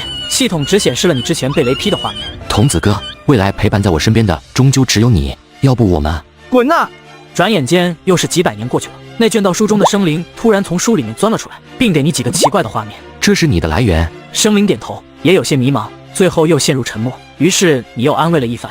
9天10地因为万道复苏，一时之间9天10地和那些生命古地又涌现了一批天骄。你来到阵风洪天的神渊面前，淡淡说道：这个时代和上个时代差不多，只要你的道心别棒，别被人打死，终有一日你会超越自己的极限。洪天又败了。在小天地内关注他的你无奈地说道：这笨丫头就不能先挑一些软柿子捏吗？不给自己来一点自信，一上来就找那些天骄练手，这不纯找死？虽然洪天败得很痛快，但是他并没有被震杀。多年的经验，他早已经摸出来一套逃走的路子，那是相当熟练。即使是天骄，也只能遥望他的尾灯。仅仅过去了30年，洪天在连败的路上开始走上了自己高光之路。他成功击败了之前打败自己的天骄。总有一天，我会再次击败那天骄。放出豪言，看着那位沉默寡言并算不上好看的女子，一颗道心悄然破碎。从最初的随手镇压，到如今自己3招败落，这个女子也只用了30年。没人敢相信这是一种什么进步速度。我从来不曾将败在我手之敌放在眼里，我给你时间追赶，但是下一次面对我，你只会更加绝望。而在之后数年，洪天又蜕变了，之后连续击败曾经击败过自己的天骄摧枯拉朽，仿佛要开启连胜之路。可是之后遇上一位天骄，他又败了。你觉得时间差不多要接他回来，可洪天觉得他还不够，不想被阵风，他逃走了。但他又如何能逃得出你的手里？抓回来阵风后说道：连自身都无法自制的人，如何能登顶？真以为打败几个所谓的天骄就可以了？继续磨练下去，万败之心生出魔性，再斩断心魔，说不定真的可以。万败之后，就是收菜的时候了。会不会出现一个连我都震惊的天骄？时间又过去200年，道书再次显露出一些画面。一条登仙路贯穿古今，不少人在仙路中跌落。这究竟是哪里？一个破碎且庞大的世界。那条登仙路，在你来的那条时空裂缝之中。我只知晓一仙路，但是太过模糊了。经过数百年相处，气灵已经对你十分信任了，而画面中散发的气息让你知道，没有大帝的实力，绝对不能亏欠。我的水行之道快要圆满了，等到5行圆满，化为至高本源，我可以去走一遭，拥有大帝级别的战力，想来不会有太多问题。童子哥，再给我兑换一次突眼之力。大道恢复的第800年，地路开启了。大道恢复的第800年，宇宙中再次传来巨大的震动，所有生灵都知道这个时代的地路开启了。而同时在宇宙的一处枯寂星域，整个星域残存的神宿仅属一族，举全族之力培养的唯一天骄李海棠也踏上了地路。与其他天骄不同的是，他登上地路只是为了给整个种族寻找一片栖息之地。地路上他并不惜打斗，但是他不得不去争。离开家乡100余年，他也找到了不少适合族人居住的星球，但无一例外都被别的生灵占据。无奈之下，他只能登上地路。传说登顶地路的强者，天帝会降下负责让枯寂的星球焕发生机。地路之上，但凡向他挑战的生灵都失败了，但他却很少下杀手。他的名气也渐渐响起，没有人知道他曾经是一个性格软弱温柔，只想在父母庇护下的乖乖女，而如今却是冷艳的正道天骄。很快，地路之上显现出了7个名字，李海棠位列其中。小天地中的你也在同一时间爆发出了冲天威势。最后一道水行之道成了，五色华盖旋转，万道加身，像是一尊俯瞰万古的大地人皇，令日月失色，镇压万古。5行合一，拥有至高本源，这才是真正的无上帝境。虽然你没有天命认可，但是5行大道合一，你还是完成了终极一跃，成为了没有束缚的大帝。67000岁，我做到了。这个世间，我不再惧怕任何人。如果那些禁地之尊还在打我的主意，那我也不介意大杀一番了。这你就满足了吗？在我印象中，你这种生灵比比皆是。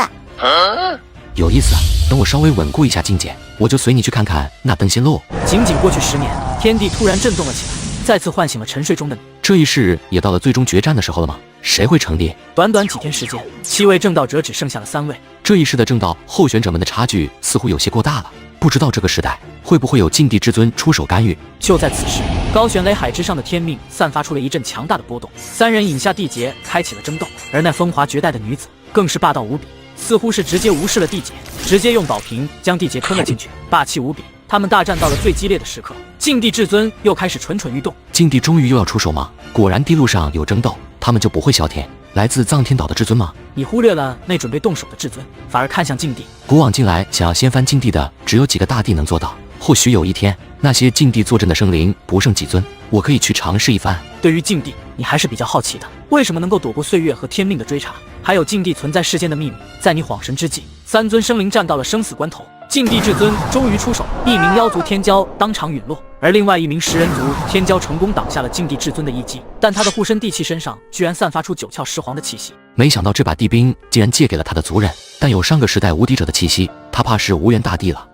果然，天命感受到了那把地兵，那人承受的天降威势比之前更猛烈了，最终身影破碎，跌落下去。如今场上只剩下那绝代风华的女子，她没有地兵，仅仅依靠她机缘获得了各种武器抵挡。给我震！随着一声怒吼，头顶之上的大道宝瓶猛然一震，漆黑的恐怖光芒瞬间爆发。地劫之下，那至尊的一击被拦下了，只不过他身形破烂，气息摇摇欲坠，大道宝瓶也彻底破碎了。你没有出手的打算，进入地境后，世间有没有大帝对你而言都没有差别。他也不行吗？不对，难道还有转机？地劫之中，李海棠的身影在雷劫之下不断的被毁灭，连同大道都消散了。难道我真的不行吗？我的族人，对不起，对不起啊，我辜负了你们。在这最后一刻，他有些遗憾，他终究还是负了族群，没能成帝，也没能为族群寻找一处合适的生命古星。我们还没有输，还没有为族人找到生命之地呢。你累了，这些年辛苦你了，你好好休息，接下来就交给我了。我会为族人找到生命古星，我也会在这个时代正道成帝的。恍惚之间，他看见了另外一个自己，眼神中闪烁着让他厌恶的怜悯和柔弱。那是曾经的他，未曾登上地路的他，温柔善良拯救不了族群，于是他将自己的温柔善良阵封进了深渊，完成了自己的道。但他再次出现了，带着无比的自信，他笑了。随后两人额头轻碰，一道刺目的白光冲破了地劫雷海。好可怕的道，这究竟是如何做到的？你在雷劫之中看到了2尊身影，都拥有同样一张面孔，一人睥睨天下的霸气，而另一人是柔弱宁静如水。他的气息在这一刻恢复到了巅峰状态，眼看即将完成雷劫，那食人天骄突然动用全部力量将巨斧挥出。而此时的李海棠看见了那地兵，他的容貌柔弱，可是却全无惧意。地兵又如何？李海棠只是一击就将地兵的威势全部化解，顺带连同周围的雷劫也一同迸灭。这一击让不少关注的至尊都陷入了沉默之中。还未彻底升华成为大帝，就已经展露出地级的力量了吗？这女子已经无敌了，这一世的大帝必然是她的了。很快天命颤动，垂下无数的祥瑞和金光，将那身影接引而至。有人成帝了，一道光芒划过，连同那偷袭的禁地至尊一同消失在了天地间。9天10地迎来了一位风华绝代的女帝，天命降下福泽，像是在恭迎新帝的诞生。而下一刻新成帝的女帝飞快地朝着一处枯寂的星域飞去，天命也跟随着离去。宇宙之中所过之处皆留下种种机缘，最终停留在了一片枯竭的星空之中。浓郁的生命之力照亮了这片宇宙，枯竭的星球焕发了生机。神宿警属一族纷纷开始朝拜新的大帝，随着一股地威扩散，也意味着这位新的大帝已经成功踏入那无上帝境。他的身影不算伟岸，却极具亲和力。我的族人，我回来了。随着海棠大帝的归来，天地福泽让神宿警属一族枯竭的星域成为了宇宙中最适合修炼的古地之一。9天10地的其他生灵无不投来羡慕的目光。有点意思，这位女帝应该不会和9窍尸皇一样，有她坐镇9天10地，也是这个世间的幸事。2种大道相融，她的实力居然让我都有一丝忌惮。大戏看完了，我们也该出发了。随着你带着道书离开小天地，那位新任的女帝似有所感，带着疑惑朝着你的方向看了一眼。数年的时间很快过去了，你随着道书来到了一处名为九幽黄泉的古地。据说曾经的九幽不死神药就出自这片九幽黄泉，神秘无比。不死神药，你们取名真有意思，那种东西让你们不死了吗？面对道书生灵的不屑，你也只能无奈地摇摇头，继续跟着道书寻找下去。又是数年的时间过去，新的女帝被世人尊称为海棠女帝，她并没有创建道统，而是选择待在曾经的古星，看起来没有半点大地雄心。你也更随着道书来到了宇宙一处诡异时空裂缝之外。没有想到这处时空裂缝竟然会自己移动，即使我有大地修为，依旧感觉凶险无比。有点意思。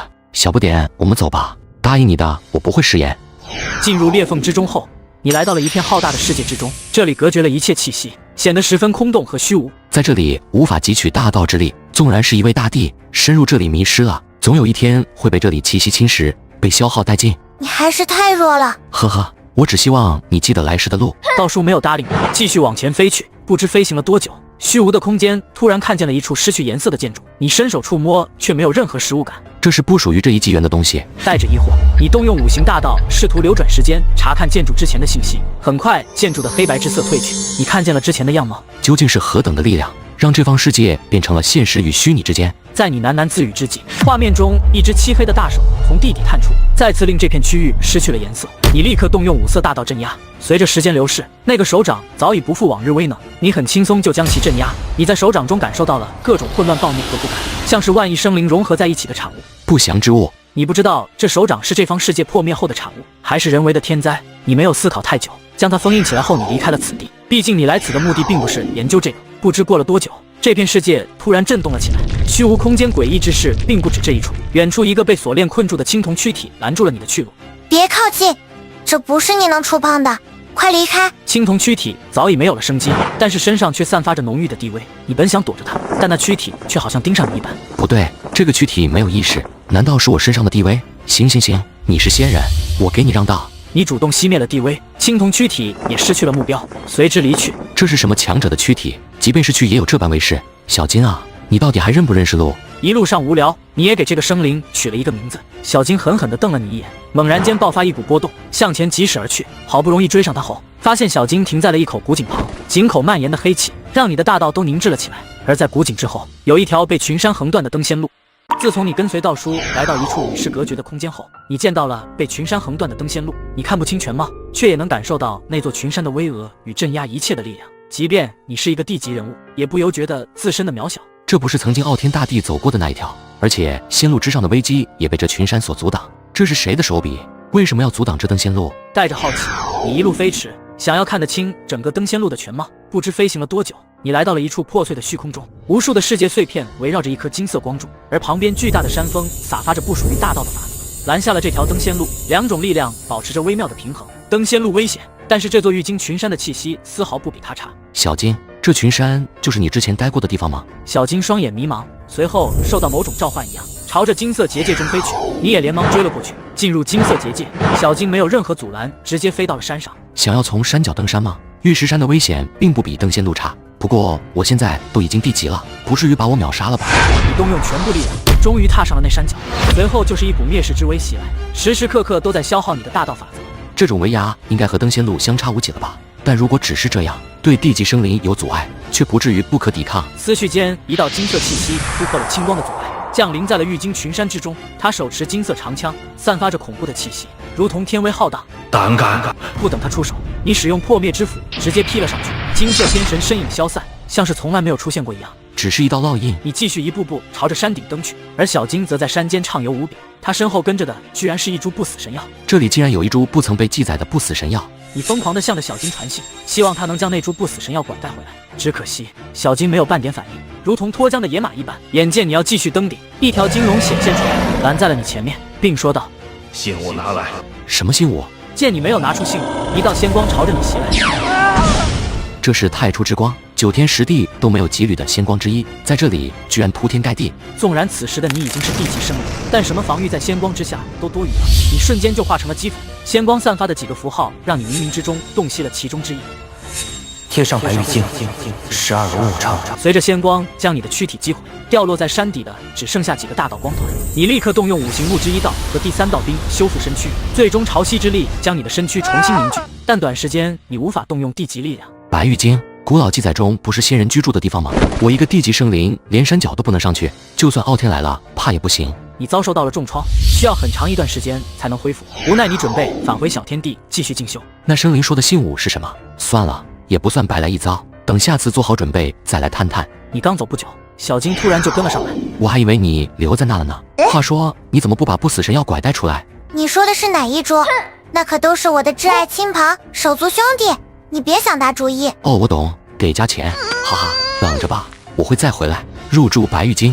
大白天说梦话，海棠大地正道6000年的时间里，9天10地没有发生过任何动乱，各种境地都安分的过活。而海棠大地也在6000年时分别光临了轮回海、神虚等各种境地，出奇的却没爆发任何战斗。大部分生灵觉得海棠女帝甚至连九窍石皇都不如，不少竞技生灵也这样认为。于是有一天，一个竞技生灵朝着海棠女帝出手，然后那个竞技生灵被秒杀了，甚至都不曾极尽升华。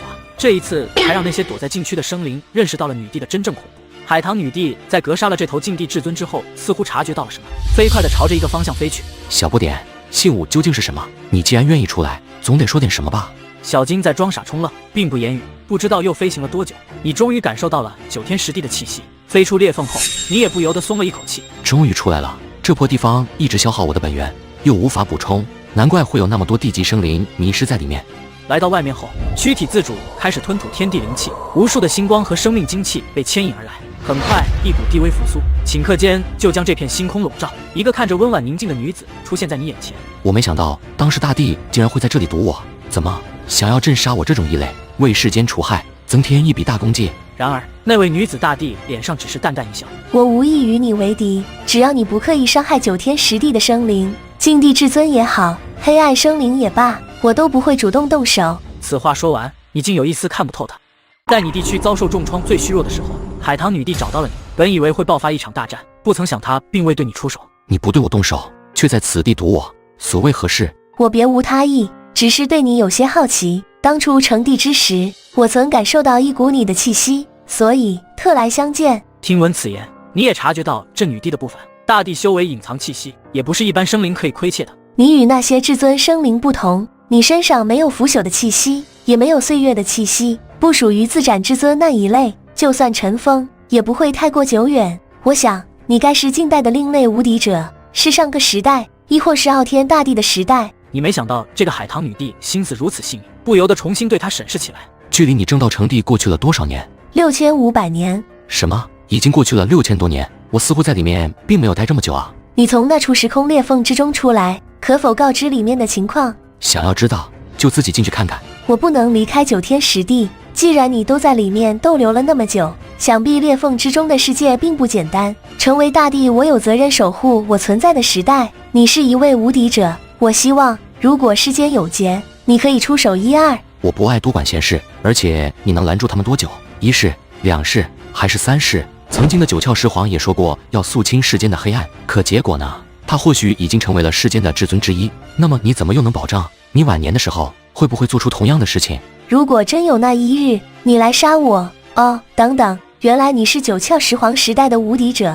你就猜吧，如果真想守护世间，还是多去想想怎么能多活几世。我与你们这些天命成道者不同，我可以自封，而你们不行。被天命认可的生灵无法自封本源，海棠女帝自然知道这点，看着你离去的身影，喃喃自语道：活得更久吗？回到小天地后，你发现布置的禁制并没有被攻击的痕迹，终于长舒一口气。登仙路和白玉京的秘密，迟早有一天我会弄明白的。接下来的时间，先将自身的状态恢复到圆满状态。至于那位女帝，时间会改变一切。时光悠悠，5000年过去，小天地内突然爆发出一股至高无上的本源之力，你终于将受损的地区修复完整。五色大道在你身后流转，3剑道兵在欢呼雀跃。这次真是亏大了，1万多年修为没有半点进步，潮汐之道也没圆满。在你复苏之际，你感受到天命微弱的悲悯。才11000年，海棠女帝难道要熬不住了？我很期待你接下来的选择，能否再活一世，亦或是要自斩？你的身上爆发出一股无敌之威，手中出现一把巨大的斧头。我的大斧已饥渴难耐。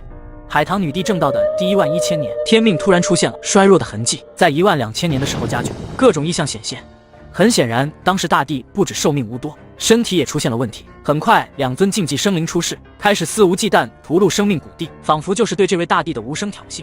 随后，在海棠大帝所处的那片生命谷地，一股地威冲天而起，他一掌拍下，大帝的至高力量爆发，顷刻间轰向了那2位竞技至尊。2位至尊纷纷显露身形，而其中一位居然是一棵参天古树，浑身漆黑无比，竟然是一尊鬼魔树成帝者。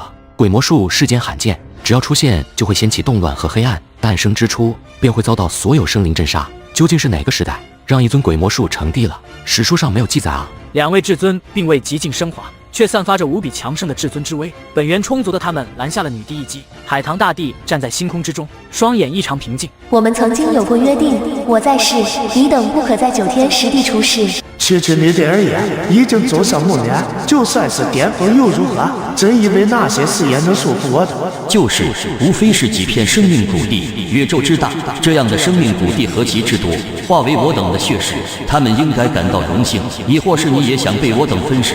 说完，鬼魔术强者又洞穿了一片生命谷地。大胆在我面前行凶，今日留你们不得！海棠大帝在这一刻终于出手了，一拳击出，空间都暴动了起来。海棠女帝的飞仙之力化作耀眼的光芒，要磨灭一切。而同时，那尊魔影也出手，禁忌之威尽显无疑。面对两位至尊出手，海棠女帝隐隐落入下风。大帝又如何？终究是女子。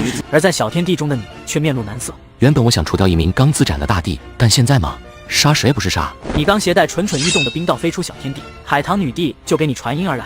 无需出手，看着即可。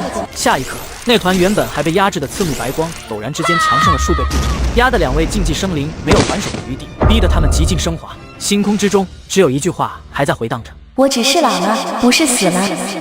进入暮年的海棠女帝爆发了惊天威势，两位竞技至尊在这一刻感受到了莫大的危机，纷纷开始极尽升华。天穹被震得作响，三尊完美无缺的大帝将星空的时间与空间都扰乱了。而你在星空另外一边，三个至尊生灵盯上了你，谁也没有出手的打算，都在等待另外一边的结果。看着海棠女帝的身影，你似乎多了一种明悟。难道她走出了那一步了吗？大地后面还有路可以走，我没有渡过地劫，对大地后面的路十分模糊，似乎海棠大帝很接近傲天大帝了。你也不由得想到，要是傲天活出第三世会是怎样的经验。而另外一边，鬼魔术在极尽升华后，将他们所在的星空全部炼化。海棠女帝被困其中，随着鬼魔术轻轻一按，结界中的大道之力向海棠女帝倾泻而出。然而，海棠女帝只是稍微抬眸，便化解了这股威压。极尽升华，不过如此。随后，海棠女帝化作一道巨大虚影，头悬大道宝瓶，灭。随着一字吐出，洁白如玉的大道宝瓶在这一刻猛然间一震，瞬间就迸灭了鬼魔术的结界。一道白光来到了鬼魔术身后，让世人难以撼动的地区在海棠女帝手中就这样化为了灰烬。看见海棠女帝轻松就解决了一名极尽升华的至尊，另外一名心生退意。现在想走，晚了。海棠女帝很快就追上了那名准备逃跑的生灵。就此作罢，我本想与你生死相争，你一衰老，即便击杀了我，也是给别人做了嫁衣。我说过，晚了。海棠女帝太过霸道，飞仙之力充盈着整个世界，那名至尊即使倾尽全力也无法抵挡，最终被海棠女帝化作一道跪着的石像，像是在忏悔一般。大战结束了，结果却让亿万生灵震惊不已。没想到，即使海棠女帝已到晚年，居然仍能战胜两位极尽升华的至尊。随着大战结束，盯着你的三位至尊也消失不见。你一步来到海棠女帝身前，你快要化到了，这一战让你本不多的本源之力耗尽了。哦，是吗？所以你是来送我最后一程，还是来杀我的？有什么意义吗？现在的状态，你根本无法自斩。呵呵，想看我自斩一刀，再杀我？你等下一世吧。在你错愕之际，海棠女帝抛出了一株散发不死气息的神药，当着你的面吞了进去。没过多久，一股极其强盛的地威复苏了，天地间神霞涌现，仿佛在恭迎这位女帝重回巅峰。你也想不到，这位不喜争斗的女帝居然有一株不死神药。你是在想，我怎么会拥有一株不死神药？或者说，我和禁地做了什么交易？我是挺好奇的，你貌似并没有和禁区生灵发生什么冲突。说出来你不信，他自己主动找上了我。一株不死神药主动找上门来，我都快8万岁了，怎么没有灵药找上我？没天理啊！海棠女帝看着你，随后一指点出一团刺目的光华在你眼前绽放，这是海棠女帝的道。你搞不懂女帝要做什么？修士的大道都是自身的终极秘密，没有人会让别人揣摩自己的大道。这是我的道，这一次其实算得上我对你的一次试探。趁着我晚年之际，我想要看看，若是世间遭劫，你这位无敌者会不会显身来上一览？你没有让我失望，身为这世间的无敌者，你总算还保持着一股灵性。若是你猜错了呢？我独善其身，睁一只眼闭一只眼，我出来只是想看热闹。那我将镇压一切黑暗动乱，清扫一切黑暗，最后我再亲自将你这个最大的变数彻底埋没。说出来你不信，我本想斩杀一尊刚自斩的大帝来着。谁能保证自己本心不变呢？万年时光能改变太多事情了，如果真有那么一天，我希望你能动手。女帝说完，将她的大道推到了你身前，你抓住的瞬间有了一种明悟。女帝的道代表了极致的时光和速度。在最后升华的那一刻，冥冥之中察觉到了一丝秘密。现在的我应该算作是一种非仙体，姑且就这样叫吧。现在的我已经和普通大帝有了很大区别，即使我这种体质是我的大道映射给我的，但天地诞生的一些无敌的体质或是仙体，他们强大无比，可是却偏偏无法正道。听闻此言，你顿时一惊。你的意思是，那些所谓的无敌体质，其实就是某一种升华到了极致的大道本源所映照出来的？我不知道，所以我将我的道语法交给你。是我看到了未来的某个时候会有一个非仙体出现，这份道语法会让他走上极致的道路，或许对你也有所帮助。被大道映射？不对啊，我的长生体是系统赋予我的，并不是谁映射的。算了，他这样想也好。对了，你知道大地后面的境界是什么吗？又是怎么区分的？大地之后的境界。海棠女帝还没开口，天空突然传来一股毁灭一切的气息，无声地警告着你们二人。难怪古往今来如此多的大地，竟然都没有留下半点的消息，似乎只有天命认可的人才能看见后面的大道。看你在思索，海棠女帝突然说出了一句惊世骇俗的话语。或许，我想我们可以培育一个血脉惊人的孩子，一个超越大地和堪比大地的生灵结合的孩子是什么样的？你知道你在说什么吗？任何生灵都抹不掉的规则之一，那就是繁衍。为什么你觉得这是一件很羞耻的事？抱歉，我没有这种心思。我不会让你很难堪，这样吧，我只需要取你一丝精血即可。不，你把我当什么？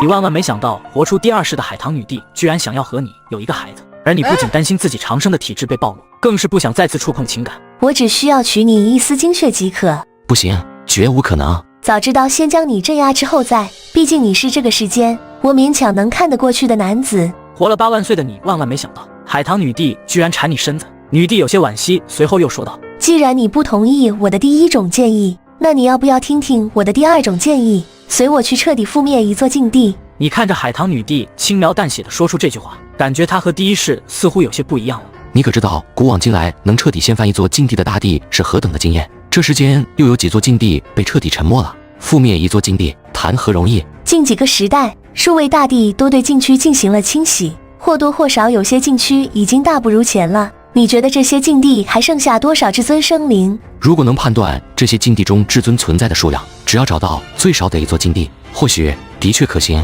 无需那般麻烦。这一次既然这些禁地不遵守规则，那也该轮到我不讲理一次了。有兴趣和我走一趟吗？你没有拒绝和女帝一同撕裂空间离去。随着时空破碎，你看到一片无边无尽的漆黑海洋。来到轮回海后，女帝地威全面爆发，你也同时肆无忌惮散发着独属于你的至高力量，两位无敌者的威压散发到极致。感觉如何？看你样子似乎第一次来禁地啊。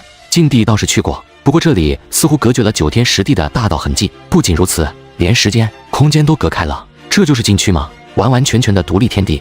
这也是为什么这些至尊生灵能活这么久远的秘密之一。每一座禁地都像是一处牢笼，但是又是那些不想死的老东西们的最佳风水宝地，能躲过一世又一世的讨债。随着怕死的生灵不断加入，才形成了禁地。说话之际，轮回海突然暴动起来，一尊尊恐怖身影开始浮现，每一个身上都散发着至高威压，天穹震动，法则之力降下一团青灰，隐隐有身影藏匿其中。女帝，你过来。是你们先破坏契约的，我打进来也是合理合法的，难道只允许你们不讲理，而我不可以？我可是9天10地的大帝。真以为活出第二世就了不起了？古往今来，不是没有活出第二世的大帝葬送在轮回海之中。我既然愿意来，就说明你这小小的轮回海还葬不下我。就在此时，你感受到了几股熟悉的气息在你身上扫视，你一步踏出。你们不是想要杀我吗？谁敢出来与我一战？话毕，你将自身的5行大道散发到极致，气势完全不输现在的女帝。9窍尸皇，我知道是你，敢战否？那浑身漆黑的身影传来一阵叹息。我无意与你为敌。当初9窍尸皇能成帝，完全是你的因果。成为自斩生灵后，更不敢向你出手。漆黑的海洋不断的波涛汹涌，那一尊尊恐怖的生灵都散发着恐怖至极的波动，只是依旧没有谁先出手。女帝究竟如何才能罢休？我当然是想要轮回海中最珍贵的东西了。仅此一句话，整个轮回海都震动了起来。休想！那就全部极尽升华，你们全上吧！一场混战开始了。至尊生灵在轮回海没有压制，无需极尽升华也有大半占领。你的5行之道展现了真正的实力，在5行轮回下，你并不惧怕消耗战斗，虽有吃力，却并不危险。地术杀生圣剑术，一位远古的人族自斩生灵，使用了他技术。你也不再保留，将5行之力全部释放，整片轮回海都在激荡。而另一边，海棠女帝强势无比，她向着那团青灰而去，爆发出极致的飞仙之力，一团璀璨的白光撕裂的轮回海内一切讨厌，而整座轮回海的法则也朝着女帝镇压而去。咚的一声，整片轮回海在这一刻绽放出仿佛凝成实质的漆黑光芒，淹没了一切。这是什么道？女帝也被压制了。如果我动用我的冰道，或许也可以突破。你并没有打算动用自己的底牌，而海棠女帝飞仙之力爆发，突破了内如实质的黑色屏障，以他们为中心形成了一个虚无地带，隐隐有压倒之势。够了，继续打斗下去，无非是两败俱伤。那就要看你能给出什么东西了。轮回海之主沉默片刻，数团光球飞到了女帝手中，还算不错。记住了，只要我还在9天10地，你们就不可出世。我们走吧。你自然不会恋战。随着你们两人的身影就这样消失在轮回海，只留下了无尽的滔滔海浪声，似乎是代表着某些生灵的愤怒。随着轮回海之主的妥协，女帝带着你退出了轮回海，回到9天10地后，你依旧不可置信。这就结束了？我们这样大闹一出，他们还愿意放我们出来？他没你想的那么强，也没你想的那么弱，损失再多没伤害到他本人的核心利益，他们还真不会拿我们怎么样。差不多得了，这些东西你拿去吧，对我也没什么作用了。说完，他将几个光团全部让给你，拿到手后，你发现都是珍贵无比的神材仙境。这个你也拿去吧，算得上是轮回海核心秘密了。可惜我是当时大帝，对我而言最是无用了。只见女帝将一个黑色玉瓶也扔给了你，触碰瞬间，一股奇特的波动在你手中绽开。这是何物？一种叫做轮回液的东西，你可以将它当作和天命拥有类似功能的产物。从某种功效而言，就算是不死神药可能都没有它珍惜。这也就是为什么有的大帝到了晚年自斩一刀也要躲入禁地之中，为的就是得到这么一滴。你把玩着手中的玉瓶，第一次感受到为何傲天一人要独闯众多禁区，这摸金的快感也太爽了。等等，其他禁区是不是也有这种类似的东西？差不多吧，你先回去感悟这轮回液吧，100年后我传音于你。这次我感受到轮回海里尘封的至尊有不少，并不是我们最佳的选择。你瞬间明白女帝要做什么。等你们大闹轮回海的事情在禁区传开，其他禁区也会掂量自己实力，再次进入也不会轻举妄动。女帝这是想让禁区生灵知道她不好惹，然后挨个走一遍，挑一个软柿子捏捏。那好吧，我先回去了。这么着急走吗？不打算去我的地方一坐？我的地盘还是很大的，你可以挑。这就不必了，我习惯独来独往了，下次再会，告辞。经历过时代更迭，你已经不再想去触碰那些情感，或许不交集才是最大的体面。星空中只留下女帝独自一人叹息。对我没兴趣吗？还是说她喜欢更强势一点的？要不回到小天地后，你准备将2块仙晶其中一个融入破灭之斧，另外一个给第4冰道做准备。破灭斧可以融合1块仙晶，杀力应该会更胜几分。万灵鼎和归墟中都是仙晶仙木，或许后面的冰道都可以用仙晶仙木打造。随后，你又将玉瓶中的液体取出，用神识探查，只感觉有种无形的结界屏蔽了一切窥视，但你体内的5行大道和冰道本源却不断的爆发着渴望。这就是禁地独有之物，竟引得我自身大道的渴望，确实有些稀罕啊！炼化一下试试。略微感受了一番，发现并无危险。随后，你将那滴液体吞入腹中，你的身影也被一个巨大光球笼罩。时间很快100年到了，该和女帝会合了。轮回液只炼化了少许，但不得不说，这东西的确有用，可以媲美不死神药。重塑本源和神魂只是它最表象，它真正的功效居然能让我看清楚大地后面的道路。在炼化这滴轮回液时，你成功突破了之前仿佛如迷雾般的前路，一共看到了9个节点，而你在无限接近第2个节点的地方。这或许就是大地所隐藏的秘密。每一座禁地都存在这样的东西，彻底占据一座禁地，对我而言会是一种不错的选择。等你赶到女帝所在的星空时，女帝已经气势全开，地级之下的生灵无不感到瑟瑟发抖。非要搞出这么大的动静？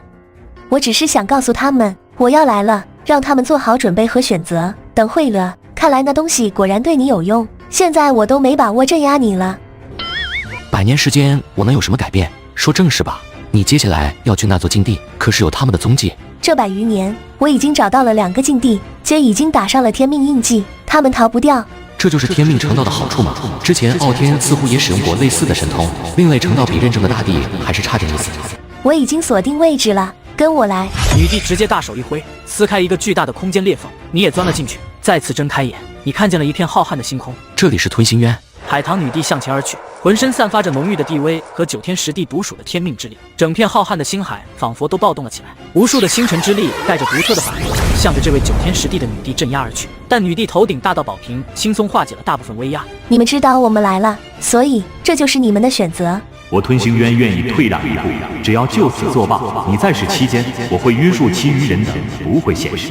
是吗？当初准备袭击我的人中，是不是有你们的人？现在讲道理，不觉得晚了吗？话音刚落，整片星海都开始颤抖起来，一道道至尊气息开始复苏了。你再次感受到熟悉的身影。没想到在这里还遇上了熟人，这不是之前石皇城帝偷袭的那几位吗？你另类成道理是不易，何必淌这浑水？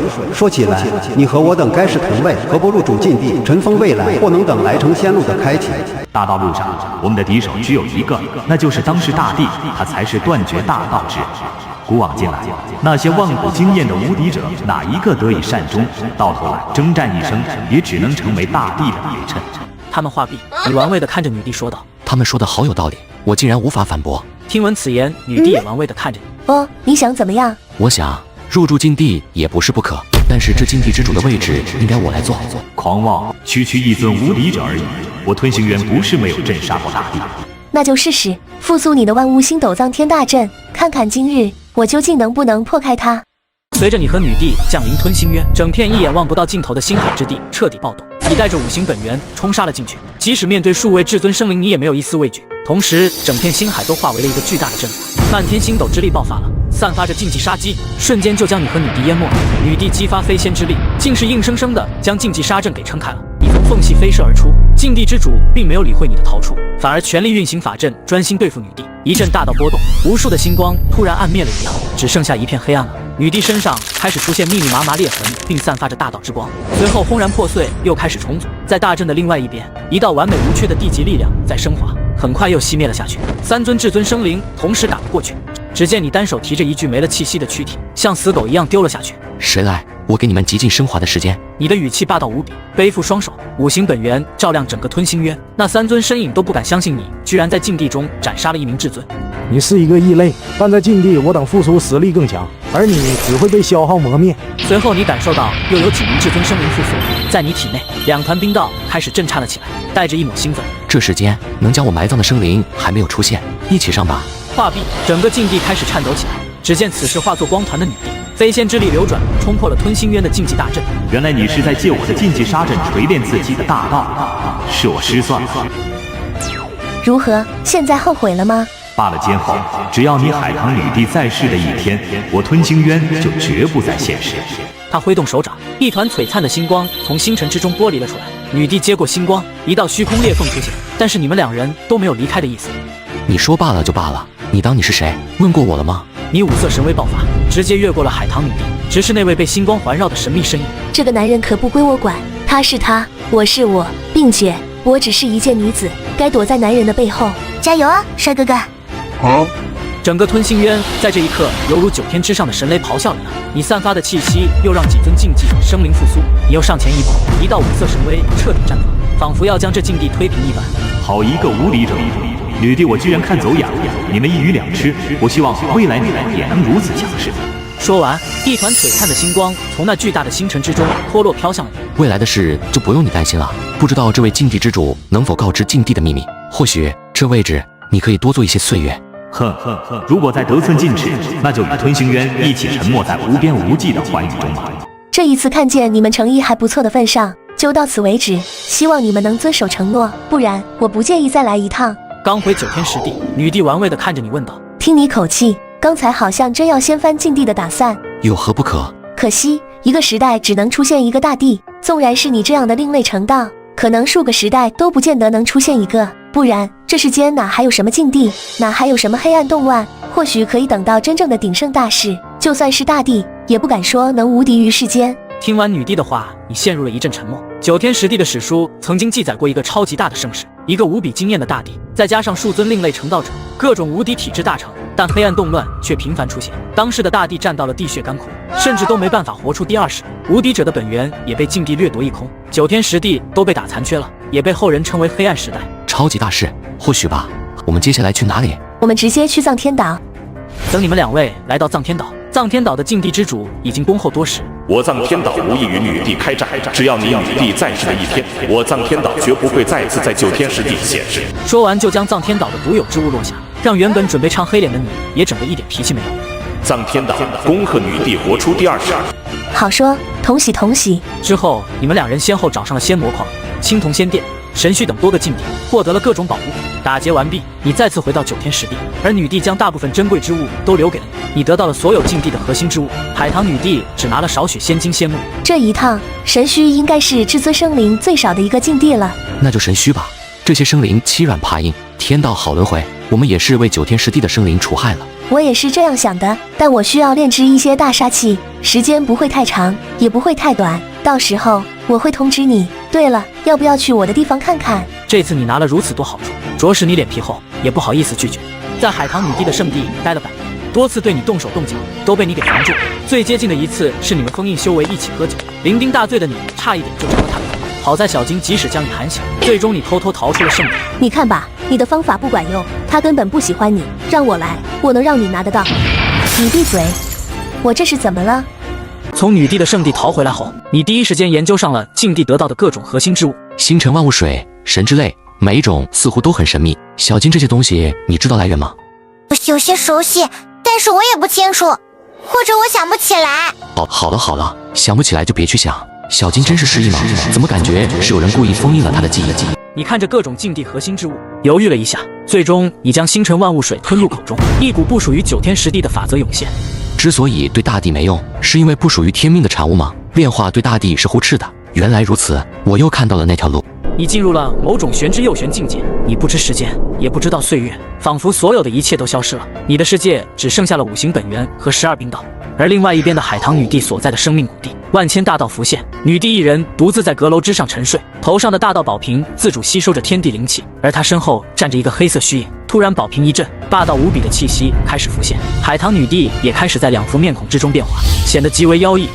你沉睡的1000年里，彻底将轮回液炼化，同时冰道也有不小的提升。但随着轮回液的炼化，你也感受到你的身体开始被9天10地的大道排斥，就像是一个很亲近的人突然之间就不亲近。你没有在意，继续炼化了星辰万物水，你的躯体更加强横无比，同时天地的排斥还在加剧，你甚至觉得自己越来越像自斩的生灵了。就只差最后一点了，我就能彻底站稳第2节点。但是现在这个小天地已经容不下我了，我得寻一个与9天10地隔绝的地方。你一步来到了小天地之外，看了一眼女帝的方向，发现整个圣地弥漫着一股杀机。女帝在搞什么飞机？不至于我跑了发这么大火气吧？你没有理会女帝，来到了瑶池圣地，简单谈谈心后，寻到了一处时空裂缝之中，就在此地完成最后一步吧，没有任何人会来打扰我。你将所有物资全部吞入腹中，开始炼化。时间过去5000年，一道5色神威同时撕裂了整片虚空。我的第3冰道终于事成了。海棠女帝活出第2世的第9500年，一股无比霸道的地威从女帝所处的生命谷地迅速向着宇宙八荒席卷而去。众多生灵感到十分惊讶，因为女帝的地威和以往十分不相似，完全变了一个人一样。睁开眼的瞬间，她碎裂虚空朝你而来。而刚回9天10地的你，头顶大片乌鸦，一道道灭世之雷朝你袭来，你一拳就轰碎了让无数禁忌生灵害怕的灭世雷劫。但你周围依旧散发着排斥之力，空间都映射出凹痕。可笑，只要我不愿意，谁能驱逐我？就算是天命也不行。早晚有一天，我会将你彻底粉碎，看看到底谁才是这方天地的主人。可就在此刻，一道璀璨的飞仙之力裹挟着浓郁的地威杀来。你再次一拳击出，2股力量在宇宙星空中不断的交织，所交织的地方直接化为了一片虚无。你的身体出了问题。你们2人同时问出了这句话，你也发现女帝气质完全变了一个人，更加凌厉和霸气，甚至隐隐带着对你的杀意。难道因为我体质原因，她也受到了天命的影响？你是要对我动手，还是要履行我们的约定？看看你吧，你现在越来越像一位不可描述的至尊生灵了。我现在在想，和你合作会不会让你成为这个世间最大的祸端？看来你真的出了大问题，心性都变了。约定不变，只不过多了一条，2000年后，要么覆灭禁地，要么将你彻底葬送。好，希望你还能撑得住。现在的你，我更担心你沦为和那些一样的存在。或许我会亲自终结这一世的大地，也不一定。拭目以待。一道无比霸道的至尊之力就这样在9天10地的宇宙中穿行。让所有生灵都好奇的是，这位海棠女帝明显是奔着那位生灵去的，但是最终却并没有爆发出大战。你回到了小天地中，没想到已经过去了这么长的时间，活出第2世的女帝也快1万岁了。随着你的到来，小天地隐隐有了破碎的迹象。排斥到这种程度了吗？无非是想一家独大，不允许任何违抗自己的意志存在。天命排斥，莫非是他觉得已经掌控不了我了吗？你祭出了自己的3种冰道，3种冰道大成，让你彻底突破了那层屏障，加上5行本源，直接跨了一阶，你可以称得上是完全迈入了大地的第3个节点。冰道之力真是强悍，当初的傲天可能都没有走到这一步，不过他的战力却无限接近第3节点，若是给他时间，或许可以踏入第3节点。古往今来，大部分大地都是处于第1节点的位置，但凡接触到第3节点都是惊艳的大地，但罕见的没有记录突破第3节点的。第3节点的大地几乎没有什么记录，那些躲藏在禁地的禁地之主会不会是第3节点的生灵？或者说，他们掌握禁地可以爆发出第3节点的威能？小金，你知道这些节点的名称吗？第1节点的大地依靠天命之力，叫做天命大地；第2节点的叫做普世大地；第3节点的叫做正式大地；第4节点叫天地，后面我忘记了。原来如此。说完，你手中也出现了一团飞仙之力，你是通过上次触碰女帝大道演化出来的。自从女帝借助星斗沙阵磨练大道，她的大道升华了，但是同时，她的躯体也在大阵中出现了裂痕，体内长期被她封印的另一个人格也在升华时复苏，再也压制不住。一体双破，古往今来都不曾见过有如此的大道之法。它让你成功登上地路，却也成了你活出第3世的障碍。所以，现在的你又该如何做呢？自从上次吸收太多禁忌之物后，回到9天10地被天道排斥，于是你在小天地内待了近2000年，将自身的禁忌杀机全部消磨干净，本源大道也更加稳固。海棠女帝第2世已经12000年了，天命还没有出现衰弱的迹象，看来女帝应该无碍了。100年的时间转瞬即逝，一小股女帝本源的飞仙之力来到了你的小天地，你思索了一阵，最终将它融入进了你炼化的飞仙之力中。就在此时，整个天地万道突然暴动了起来，海棠女帝将她自身映照了出来，面容温婉动人。终于要行动了吗？灭禁地。说完，她独自一人走进了虚空中，你也不再犹豫，也跟随着进入了虚空。很快你就追上了海棠女帝。你身体出现的问题已经解决了吗？暂时是解决了，我越来越看不透你了。可能真如他所说，与你合作，你才有可能成为世间最大的祸端。你现在反悔还来得及。未来的事与我何干？那不应该是后世大帝所担心的事吗？我现在想做的，只想在这一世覆灭一座禁地。此战或许会覆灭一座禁地，也或许也是我们2人的葬身之地。这不正是你想要的？女帝一阵哑然，最终什么也没说。很快，你们2人就来到了神墟。女帝，难道你要废弃我们之间的约定吗？你们已经活得够久了，该落幕了。落幕？看来你还不够真正了解我们这类。就算是当时大帝又如何？我神虚光是屠戮大帝早已不下10尊。就在今日，神虚之内又要多出2具无敌者的帝师了。话毕，整座神虚在这一刻光芒大放，一道道至尊气息彻底复苏了，依然有6、7尊，但女帝脸色却没有任何异样。与我猜测的一样，神虚之内的至尊数量只剩下了6、7尊，至于其他的，全是帝师。那这些剩余的至尊和帝师就交给我吧，那位禁地之主就交给你了。今天就彻底掀翻这里。2位当世的无敌者就这样在这片虚无之地与庞大的神虚对峙，散发着可怕的气息。与此同时，从地底钻出10几具地躯，每一位都散发着淡淡的地威。这些莫非都是在神虚战死的大帝？真是可惜，没能掀翻禁地，反而躯体都被人奴役。你只管前行，我会为你扫平一切障碍。海棠女帝眉心闪动着一道白色的符文，开。她双手一掌，刺目的白光以她为中心，顷刻间将周围的金色法则给破开。有3尊散发着煞气的身影动了，然而女帝连头也没有抬一下。仙光直指禁地之主，你也没有闲着。5行之力压住召唤的帝师，纵然能发挥大帝6、7实力的帝师，在你如今面前也不太够看。一旁的至尊忍不住了，开启了他的极境升华。是我等为无误吗？那名至尊竟然直接拦住了海棠女帝，身上散发着令人厌恶的血腥之力。是你，血河大帝。血河大帝也是曾经正道的大帝，他和其他大帝不同，不但没有守护世间，反而他在位期间屠戮各种古帝，增强修为，最后被天命压制，躲入了禁地。我的血河之中一直缺少一位帝魂坐镇，看来今日我该得偿所愿了。不过是被天命驱逐之人，你也配称之为大帝？我的大道也是道，凭什么天命不认可？你又算得了什么？大帝又如何？想挑战禁地之主，先过我这关。血河大帝一声暴喝，浩大的极境之威想要将女帝拉入他的血河之中。在血河之中，一尊尊恐怖的存在睁开双眼，密密麻麻的血色生灵站在这位血河大帝的背后。随后的几位至尊也将注意力全部放到女帝身上，而禁地之主躲入神虚深处，准备开启禁忌大阵。他们是想打消耗战，困住女帝，拖取时间。女帝身体还有问题，真要拖到被禁地之主完全释放神虚的大阵，我也逃不掉。今天不得不用一下底牌了，你们出来吧。你将5行之道剥离了出来，变成了5位化身，每一位都拥有一种极致的大道，都是无敌之身。你们先去陪他们玩玩。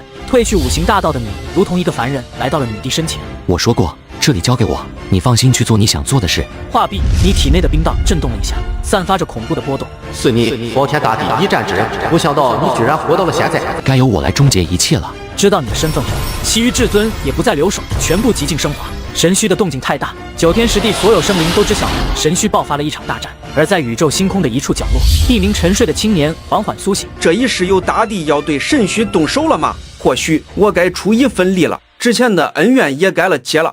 一场当时无敌者与禁地之间的大战就这样爆发。神虚内你的5名分身拖住了10几名帝师，7名极尽升华的至尊生灵同时围困住了你和女帝。我说过了，这里交给我，你走。冰岛万灵鼎，身上的气息镇压万古，这股力量隐隐突破了地级的范畴。一旁的血河大帝也不甘示弱，敌术血造杀术，血海翻滚，在这一刻，漫天都是红色气雾和各种不明生物，围成一个结界，将你们围困其中。你祭出万灵鼎，一拳挥出，鼎声炸响，打破了血色屏障。海棠女帝诧异地看了一眼你，随后朝着禁地深处飞去。就在此时，神虚的至高杀阵启动，整个神虚都被杀机笼罩。那几位至尊生灵露出了一抹放松的神色。接下来就看你自己了。区区一尊无敌者，另类成道，没有经过天命洗礼，也敢独自面对我们7人。既然你想逞强，我就给你一个痛快。一条血河直接朝着你席卷而来，仿佛要将你吞噬其中。万灵鼎再次绽放出璀璨的光芒，轰碎了他的血光。我的血河无穷无尽，血灵不死不灭，你真以为这就结束了吗？血河大帝冷笑，大手一挥，再次镇杀而来。与此同时，另一尊至尊生灵也驱动地气对你施压，一方大印放着无上神威，直接镇压而下。一位古皇，应该是那位古书记载的人圣古皇，啧也堕入了这禁区。不等你惋惜，再次有一名至尊也出手了，爆炸让整片空间都碎裂了起来。就算是一位大帝，也该陨落了，何况只是一位无敌者。然而就在此刻，烟雾之中突然爆发出一道phủ光，所过之处撕裂了一切法则。仅仅是一道phủ光，似乎将这虚无之地如同纸张一般轻易的起开了，留下来一条巨大无比的裂缝。原来完美无缺的地级力量就这。不错，你很强，有资格让我们动用这一击了。希望你还能接下。话毕，你看到另外3名至尊共同掌握着一柄金色长矛，3种完美无缺的地级力量显化，注入了那把长矛之中，无数的大道符文显化而出，并将你牢牢锁定。这武器不对劲，我似乎在什么地方见过类似的。我们不会轻敌任何一位对手，死在这枪下，你足以自傲。给我起禁忌之术，朱棣。随着激发了这件器物，这片时空只剩下了一道光芒。再次睁眼，你发现你的身体已经被贯穿，整个长矛散发着密密麻麻的法则，将你死死地钉在地上。让你不可思议的是，这些法则正在缓慢侵蚀你的身体。快，太快了，无法躲避。这似乎是白玉晶类似的禁忌之物，或者就是白玉晶带出来的。如果是普通或者第2节点的大帝，还真是有些威胁。但我不一样了。说话间隙，你隔离了身体中杂乱的法则，随后解散了躯体，只剩下3个被大道包裹的光团。7位至尊生灵不敢怠慢，纷纷祭出自身大道之力，准备将你炼化。就在此时，一道刀光劈开了神虚，朝着炼化的几人劈去，打断了他们施法。血河，该你偿命的时候了。木仙，百万年不见，你还是如此难缠，自封的滋味不好受吧？那血河大帝说完，他们2人之间瞬间爆发大战，无尽的刀光闪烁，劈砍进了那血色的长河之中。在被打断的瞬间，你的躯体已经完全恢复。完整版归虚中，只要不伤害到我本源，重塑躯体也不会和之前一样虚弱了。望向天空，你发现那名苏醒的无敌者完全不是血河的对手，很快就败下阵来。那人也不气馁，来到你身边就准备将你带走。当时大帝已经冲进神虚深处了吗？大帝自有他的手段，但7位至尊生灵，你我联手恐怕希望也不大。先避其锋芒，我有秘术，他们追不上我。我避他们锋芒，该是他们避我锋芒。微微抬眸，你体内的3种冰道开始融合，你的气息来到了顶峰。随后以你为中心，将他们7人全部拉入到了你的结界之中。拉入的瞬间，地势被你磨灭，五行本源重新回到了你体内。看着你的手段，那明明为木仙无敌者顿时一阵沉默。搞什么飞机？你小子扮猪吃虎！扮猪吃虎，呵呵，我只是看他们够不够格，让我全力以赴。你微微抬手，7名站在一起的至尊生灵瞬间被你隔开，他们甚至都没有感觉到。随后他们的大道法则和极道之力都被禁止。你手掌一握，一名禁忌至尊稍作抵抗就化作烟雾消散。看到这一幕，不仅仅是你身边的无敌者，就连剩下的6位至尊生灵都沉默了。身在禁地之中，一位极尽升华的至尊就这样死了，都没有任何挣扎。这个地方有古怪，我们联手破开这个地方。剩余几位至尊见到这一幕，同时反应了过来，施展至高的神通轰击这方天地。但下一刻，6位至尊如同同时失去了某种力量，身躯开始颠倒，体内的至高本源都控制不住了。我要点名喽，下一个是谁呢？神虚世界之中突然多出了一个世界，在这个世界中，所有人都被颠倒了，但只有你还是正常的。这是到冰合一后出现的新领域，你命名为冰道领域，这也是你敢陪着女帝一起来的底气。这领域是融合冰道诞生的，正常第3节点大帝应该不会这种领域。冰道虽然修炼难，但惊喜也带给我不少。6位生灵在你的冰道领域爆发了，你没有第一时间行动，反而观察领域的极限在哪里。那名有龙印的大帝全力催动龙印朝着结界轰去，而天地之中同样的龙印也朝着他镇压而来，轰的一声爆炸开来。怎么可能？他面带疑惑，不明白他的神通怎么都被你演化出来了。而另一边，那血河大帝传来怒吼，因为他也遇见了同样的一幕。你到底是谁？你别管他是谁了，他是这方世界的核心，只有杀了他，我们才能出去。说完，冰道世界中的大道法则全部暴动了起来，6道至高无上的大道之力在这一刻撕开了一切，同时向着你镇压而来。你们猜对了，但目前来看，很可惜，你们做不到，还给你们。瞬间，他们朝你发来的攻击都各自朝着自己砸去，有几名至尊瞬间就被自身攻击砸到奄奄一息。可就在这个时候，你身前出现一道虚空裂缝，一个身影从中走出。好手段，原来是你跳转的时空。一只手掌拍下，无数的时空之力瞬间将你封锁起来。大家一起快动手！随后，其他至尊再次用大道朝着你镇压而来，直到你的身影彻底消散。终究只是一位无敌者，面对我们6位大帝的围杀，也足以自豪了。那位一开始就在一旁观战的无敌者呆愣，没想到反转会这么快。难道这一世也依旧如此吗？不对啊，这片天地怎么还没坍塌？不止他注意到这个问题，6位至尊同样也注意到，你的身影缓缓在天空中浮现。到底是什么样的错觉，在我的领域让你们觉得能杀得了我？死的又到底是谁呢？好难猜啊！6位至尊生灵在这一刻道心一震，眼前的一切变得清明起来。那名精通空间的至尊身影开始缓缓消散。钻研了一辈子的虚空之道，到头来我竟是死于我自己之手。道有好手段，虚空与时空竟是一墙之隔，我竟然一直没看透。他的身影破碎了，一位完美无缺的至尊生灵就这样消失了。其他至尊也开始被自身大道攻击。原来如此，这才是我需要走的路。我似乎看见了，一直依靠外力导致我忽视了自身，这才是我的道。说完，他似乎有种迷目，龙印融入他体内，化为最纯粹的大道法则。随后气息直接突破到了第2节点，全力朝你袭来。就在接触到你的一刻，他也化作星光消失了。真是无趣，你们全力也不过如此，罢了罢了。也不知道女帝如何了。你准备将其余至尊全部抹杀。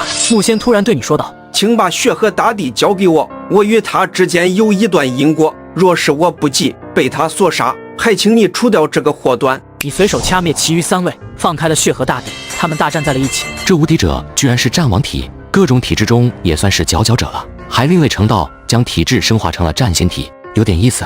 我还是帮一下你吧。就这样死去也太可惜了。你略微增加了对血河大帝的压制，即便是这样，他们还是大战了半天，血河才败下阵来。木仙，你成功了，我们之间的恩怨了结了。只可惜我不会死在你的手上，哈哈！一道血色的身影就这样自行崩灭了，神与魂、道与法皆消散一空，7位曾经的大帝就这样消失在世间，一切都结束了。这一次，多谢道友，举手之劳而已。没想到后世竟然会出现这样一尊强大的无敌者。木仙对你佩服不已，另类成道已是不易，居然能随手拿捏7位大帝，他甚至有点急不可待的想请教一下你此件事了。我要深入神虚，你先回去吧。对，我差点忘记，那女帝进入深处了，我已经尘封了100万年。此次若是能彻底平掉一座禁区，我自当义无反顾，协助女帝，就算是脏掉自身也无妨。等等，这话怎么这么耳熟？之前有个老头也是这样。你们这些无敌者觉悟这么高吗？你没有拒绝，带着木仙朝深处飞去，来到禁忌沙阵，你用潮汐之力隔绝了大阵的杀机。你的这手段再次刷新了木仙对你的认知。我刚才只是觉得他有点强，现在能随便隔绝针对大地的沙阵，真是强的可拍。你不一起进来吗？靠近点我，带你进去。沙阵很大，你们破开了一处处机关，在即将到达核心时，突然整个神虚震动了一下，飞仙之力灭了另一处至高无上的力量，余威波及，你用龟虚中护住了你和木仙。等你们来到核心，残破的建筑中站着女帝和一名金色身影，只不过她快消散了。当初我一番教化金龙之身，自觉无敌天下，甚至觉得大地都不是我的一合之敌，没想到后世会出现你这样一尊女帝，还有你这样的无敌者。呵呵，拿去吧，拜你手里，我也没有遗憾了。话毕，身影消散，只留下了一柄权杖，散发着一股股奇特的威压。你眼中也带着一丝好奇和渴望。你想成为禁地之主？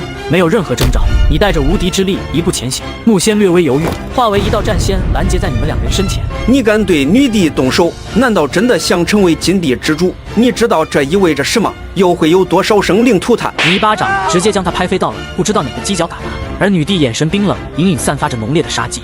就在刚刚，你融合的飞仙之力突然传来一句话：快杀了我，我控制不住了。海棠女帝在禁地中猎杀了神虚的禁地之主，但整个人的气质完全变了。随着飞仙之力的流言，你不得不与这位传奇的女帝进行一战。就在此时，木仙再次飞了回来。你不要犯错啊！如果你真的要杀女帝，那不管如何，我都不能坐视不管。又一巴掌，他再次被扔进了神虚杀阵之中。在神虚最中心处，只剩下了你们两人。也好，没有了外人，我也好试试，在他口中让他心心念念的无敌者究竟是如何无敌。女帝的脸上勾起一丝冷笑，在她背后是一道巨大的裂痕，充斥着吞噬一切的力量。你不会想知道的。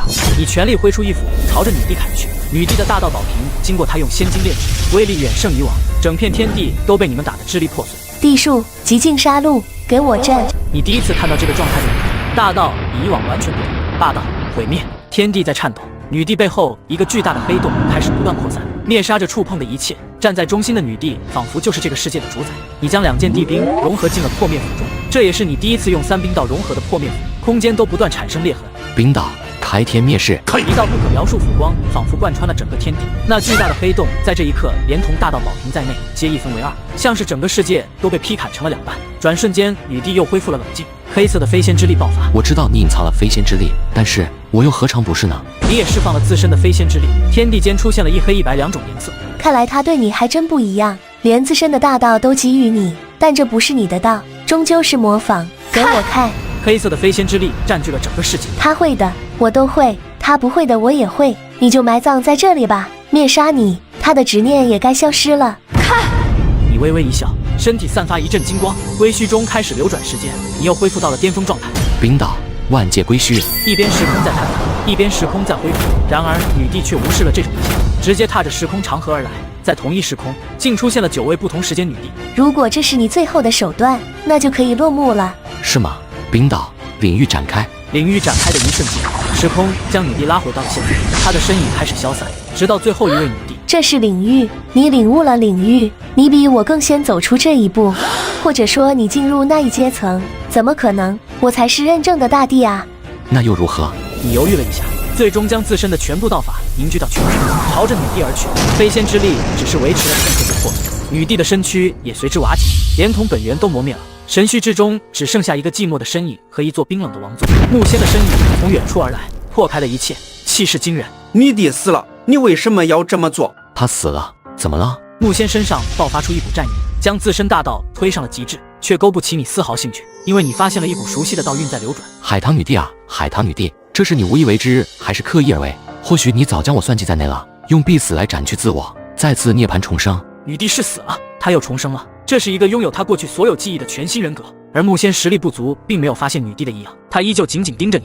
在他的认知中，他不能允许诞生一个新的境地霍乱世界。虽然眼前这位斩杀了数位大帝，强到没边，你别想坐上这个位置，我不会允许你成为禁地之主的。他的战意开始攀升，大道开始升华，而你背对着他，看向女帝的方向，完全无视了他的出手。涅槃活出第3世，我借此关道，也算是你偿还我的一个人情。对不住了，为了天下苍生，我木仙前来赴死。看着攻来的木仙，你用万灵鼎直接将木仙定在了原地，木仙倾尽全力也无法破开万灵鼎的防御。老老实实给我待着吧。做完这一切，你仔细地观摩女帝复苏的迹象，不属于生命法则，但是又和生命法则相似，却更加的浩大。新生不算是一种溯源涅槃。观摩了半天，你发现这种机缘对你完全没用，因为你长生。这一世，你的寿元明明还有很多，却偏偏直接强行翻篇，活出了第3世。但凡你有一点心思，都不会有一点机会。你真正的求死，才能走到这一步罢了。既然如此，那我就再帮你一把。你开始用5行木之一道缓缓融入那道韵之中，整个9天10地似乎都有所感应。你第一次感受到天命的情绪，居然有一丝不愿又无可奈何的意味。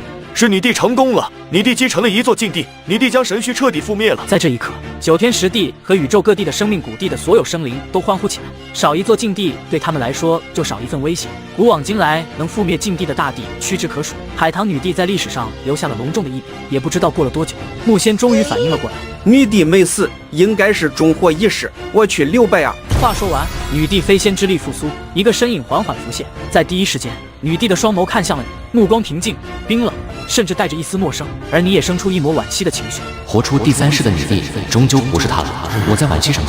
斩真我，再斩假我，使2者彻底合一。这是一个没有缺陷的女帝，或许她会走得更远。你真的不考虑用你我的血脉延续一个生命？我说过，这不可能。看着2位当世的无敌者就这样言笑晏晏，木仙他怎么也想不明白，2人之前还打生打死，结果女帝从活了一世，话语更是如狼似虎，似乎对这位无敌者还有别样的心思。恭贺你活出了第3世，100万年也不见得能出一位你这样的。原本这不在我计划的范围之内，我寿元未尽，与禁地之主大战，我势必会陷入沉睡，到时候第2个我就会出现，被我镇压2万年，他变得更极端了，必定引起世间祸端。所以你故意给我了你的一部分本源，希望我来结束你。算是吧。最开始我选择的是神虚之主，可惜他不行。女帝停顿了一下，突然含情脉脉地看着你。你走上了一条与众不同的路，与我背道而驰，但是哪怕是现在的我，可能都无法彻底与你比肩。你自然知道女帝活出了第3世，但并不意味着她踏入到了第3节点。3世之力，或许在这一世你也会迈出那一步。说来也奇怪，刚才助你重生之时，那位存在似乎并不开心。他当然不会开心，就像你成为禁地之主，你能够容忍禁地之中出现一位你无法掌握的存在吗？天命认证的大帝无法阵风，你的意思难道是他也在防备你们？其实他一直在补全自己，而他的补药就是各种大地级强者。活出第2世的时候，我就感觉和天地的联系有了些许隔阂，甚至……女帝刚说完，天地突然震动了起来，并将神虚牢牢锁定，恐怖的威压仿佛要将神虚击穿。你无需多言，我已知晓部分秘密，后面的路我知道该如何走。总有一天，这世界的秘密在我眼中终将不是秘密。那个，能不能先将我放出去？怪我，将你遗忘了。一位尘封的无敌者，本源还算充足，就是和他比差太多了。搞什么飞机？我拿什么和他比？头铁马，另类成帝，实力比大帝还强。他要是干掉禁地之主，我都不觉得奇怪。眼见无法反驳，木仙只能一阵苦笑，随后介绍起自己来自100万年前，和血河大帝出自同一个时代。血河大帝吐露了我的族人，实力差距，我只能自封本源，只希望有那么一天。不过好在我现在也是目的达成，让这世间多了一份安宁。若是每个时代能多出现几尊无敌者，那些至尊生灵也不敢过多猖狂，这血河大帝也是罪有应得。多出现几位无敌者，呵呵，随便多几个无敌者加入禁地，掀起的黑暗动乱真是不敢去想。也亏无敌者出现的概率比大帝还罕见，而自斩的大帝也被天道压制。此间是了，你们来到神虚王座处，你我的约定可还算数？我做我的禁地之主，你做你的大帝，当然作数。听到这里，木仙在这一刻皱着眉头，出声提醒：刚才击沉一座禁地，难道女帝你真的要让她成为禁地之主吗？就不怕她成为最大的祸端？此言一出，女帝眼神坚定地看着你。别人会，但是她不会。心念至此，你大摇大摆直接坐在了王座之上，金色的波澜在这一刻不断的蔓延，直至将整座神虚全部笼罩。没想到如此短时间内就接管了一座禁地。你并没有听见女帝的话，因为你眼前浮现出了各种宇宙破灭的画面，世界消失后只剩下了一个光球，将所有的能量吸收，最后爆发。这是什么？世界破灭，还是禁地来源？信息太少，找个机会再研究一下吧。你握住权杖，感受到神虚的核心产物神之泪只剩下了3滴。前任的禁地之主早算到了我们会来此，所以将所有的神之泪都消耗一空了。难怪那些自斩的至尊们能保持充沛的本源之力，甚至还能跨过那道门槛。看来你的打算落空了。不过一座禁地，怎么也该是你赚了才对。神之泪万年产出1滴，只要神虚在，就能一直产出。你说的不错，接下来你们该如何？覆灭一座禁地，怎么也该宣告9天10地和那些生命谷地的所有生灵，然后来震慑他们。至于木仙道友，大仇得报，我也没什么执念了。或许我会回到9天10的找一个安静的地方，度过最后的余生。我觉得他应该适合这里，要不就留在这里。留在这里也没什么问题，硕大一个神虚，我一个人住还是有点空旷。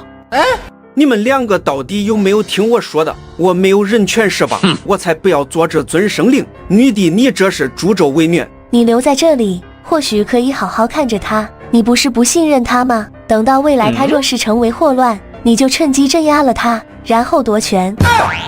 我夺权？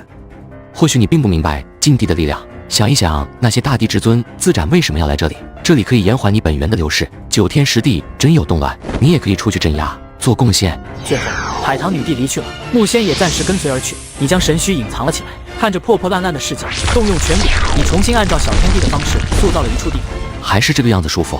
神虚已经过去，这片禁地之后就叫做长生界。女帝重新回到了9天10地，至高无上的地位浩瀚如大海一般，充斥弥漫在宇宙各地。我海棠女帝于此时代彻底将神虚覆灭，自我之后，神虚将永世不出。同行者木仙，一位尘封的无敌者，后世之人需谨记，黑暗终将结束。女帝并没有向世人宣告你的存在，这也是你的要求。你并不想成为一个暴露在世间的长生者。时间会磨灭一切，你能活出第3世，但是史书上并没有第4世的记录。或许我也能从你的身上窥窃到一些秘密。就在这时，小金突然窜了出来。怎么样，这里不赖吧？一般般吧，没有了天命的窥视，舒服了一些。随后，你和小金回到了9天10地，首先来到的就是瑶池圣地。看着封印在神虚的白薇薇，你也不由得一阵惆怅。就算我现在有一株不死神药给你，再多活1万年又如何呢？再等等吧，或许我也能找到方法。你再次回到小天地，将所有物品全部带回了长生界。木仙也跟随你回到了长生界，并赠予了他一滴神之泪。不久之后，就将自身尘封了。时光如梭，转眼间便是3000年的时间过去了。你炼化神之泪，彻底站稳了第3节点，看待世间的规律也更加清晰通透。同时，你也发现了一个大问题：这个世界根本就不可能出现第4节点的大地，有人故意截断了这条路。 9万多岁的你，终于踏稳了大地的第3节点，洞悉了这个世界部分奥秘，也发现这个世界并不完整，无法诞生第4节点的大地。这与当初女帝说的天命在补全自己可能有些关联，亦或是白玉京那边有什么关联？你打开了系统面板，经过时间堆叠，你的长生点又累积了不少。需要兑换推演之力吗？不知道为什么，隐隐感觉我也无法突破第4节点，甚至都无法铸造地兵。到了你们这一步，什么叫真正的福至心灵？冥冥之中会发生的事情，你也会有所感应。 纠结许久，你最终没有兑换。不急，我有漫长的岁月，我就不信你不会露出半点破绽。时光悠悠，转眼间便是7000年的岁月了。这个时代境地出奇的安静，整个世界都欣欣向荣。有很多生灵甚至觉得，如果不是女帝压他们一头，他们也能成帝。不少生灵来到女帝禁区前来挑战，但仅仅一丝飞仙之力就被镇压了。转眼间，女帝活出第3世的13000年，你也10万岁了。在这些年里，你也尝试铸造到兵，但都失败了。冥冥之中有一股力量阻止你铸造成功，而这时女帝传音叫你去圣地一趟。来到女帝圣地后，你发现女帝也进入了第3节点，天地有缺。我知道你现在状态怎么样，能解决吗？你说完，女帝也慢慢释放自己的大脑，同样也有了排斥之力。在我跨过那道节点之前，天命曾经降下一道意志，它让我自斩。轰隆一声巨响，整座生命谷地在这一刻骤然爆发出极致的力量。女帝的巨大虚影护住了这片谷地，不少人以为是禁忌生灵出手了，而在禁地的至尊生灵却发现与女帝对抗的是天命。禁忌之力直接作用在女帝身上，若是一尊寻常大帝，早就被抹杀了。需要帮忙吗？有人帮忙，那当然好。女帝用体内3种不同的大道，将天命的禁忌之力缓缓逼出体内，同时带出了也有天命之力。逼出的瞬间，你们感受到了天命的注视。当初平调禁区之后，我活出第3世，你让我注意天命，我就有一些察觉了。如今，或许你我已经明白，那些惊艳万古的大帝，最后为什么都会做出一种必要的选择了。成也天命，败也天命。沉默片刻，你动用冰道领域将女帝圣地隔绝了起来，连同天命的威压也隔绝了。在我的世界，就算是天命的力量想要进入这里，也很难办到。所以你现在准备怎么办？我跨入第3节点，但是我还是无法如你一般领悟自身的大道。有时候我甚至觉得自己的大道太过陌生，我已经看不清后面的道路了，道路已断。这就是天命认证的大帝的结局吗？当初傲天也是这般。你应该庆幸你不是天命正道的大帝，你是一个异类，天命无法操控的一个异类。我想你能打破那层屏障，可惜我看不到了。或许吧，但你现在的状态并不乐观。不管如何，如今的我依旧算是大帝。天命纵然对我已经产生了忌惮，但是他也无法奈何我，而我也奈何不得他。把我惹急了，我就将这个消息公布出来。当然，这也是最后的底牌了。公布出来，这个方法未必可行，不然这些消息早就流传出来了。所以他会一直等待我这一世寿元将近，并且不会给我活出第4世的机会。你随我回长生界吧，我有办法带你过去。听到你的话，女帝露出一抹惊喜，随后又是落寞。太晚了，当初我从神虚出来，天命就不让我逃出他的掌控，稍微有一点想法他就会干扰我，甚至当时他就不断催促我自斩。我有种感觉，我不顺着他的意思走，会发生大恐怖。不久，你离开了女帝的圣地。离开时，女帝将自身天命之力尽数斩去，只留下了一个天命印记。这也意味着彻底她与天命开始背道而驰。系统，当初我选择成帝，会不会也是这个样子？猜猜看呢你，我可对你绝对忠诚。俗话说不听童子言，吃亏在眼前。天命并不想要一个一直活下去的大帝，他也不知道我会另类成帝，不然我也活不到现在。目前你也没时间管我了。我很好奇，如果海棠女帝不做选择，你是不是会帮她做选择？能不能做出选择，你就别瞎操心了。女帝不愿自斩是她的选择，你还是想想怎么突破第4节点吧。怎么你有方法？你以为第4节点的大帝是大白菜啊？并且这个世界的大道不全，完全就没有可能性。这样说，我在白玉京我可以突破。说完，你一把就将小金抓在手中。那当然，你想干嘛？你真不知道白玉京的信物，还有这封印在你体内的道书，你也不能打开。你为什么一直跟着我？当初在白玉京，你明明可以不出来的，你有什么目的？这跟你有什么关系？我喜欢出来瞎逛不行吗？没有我的允许，你想看到书门都没有。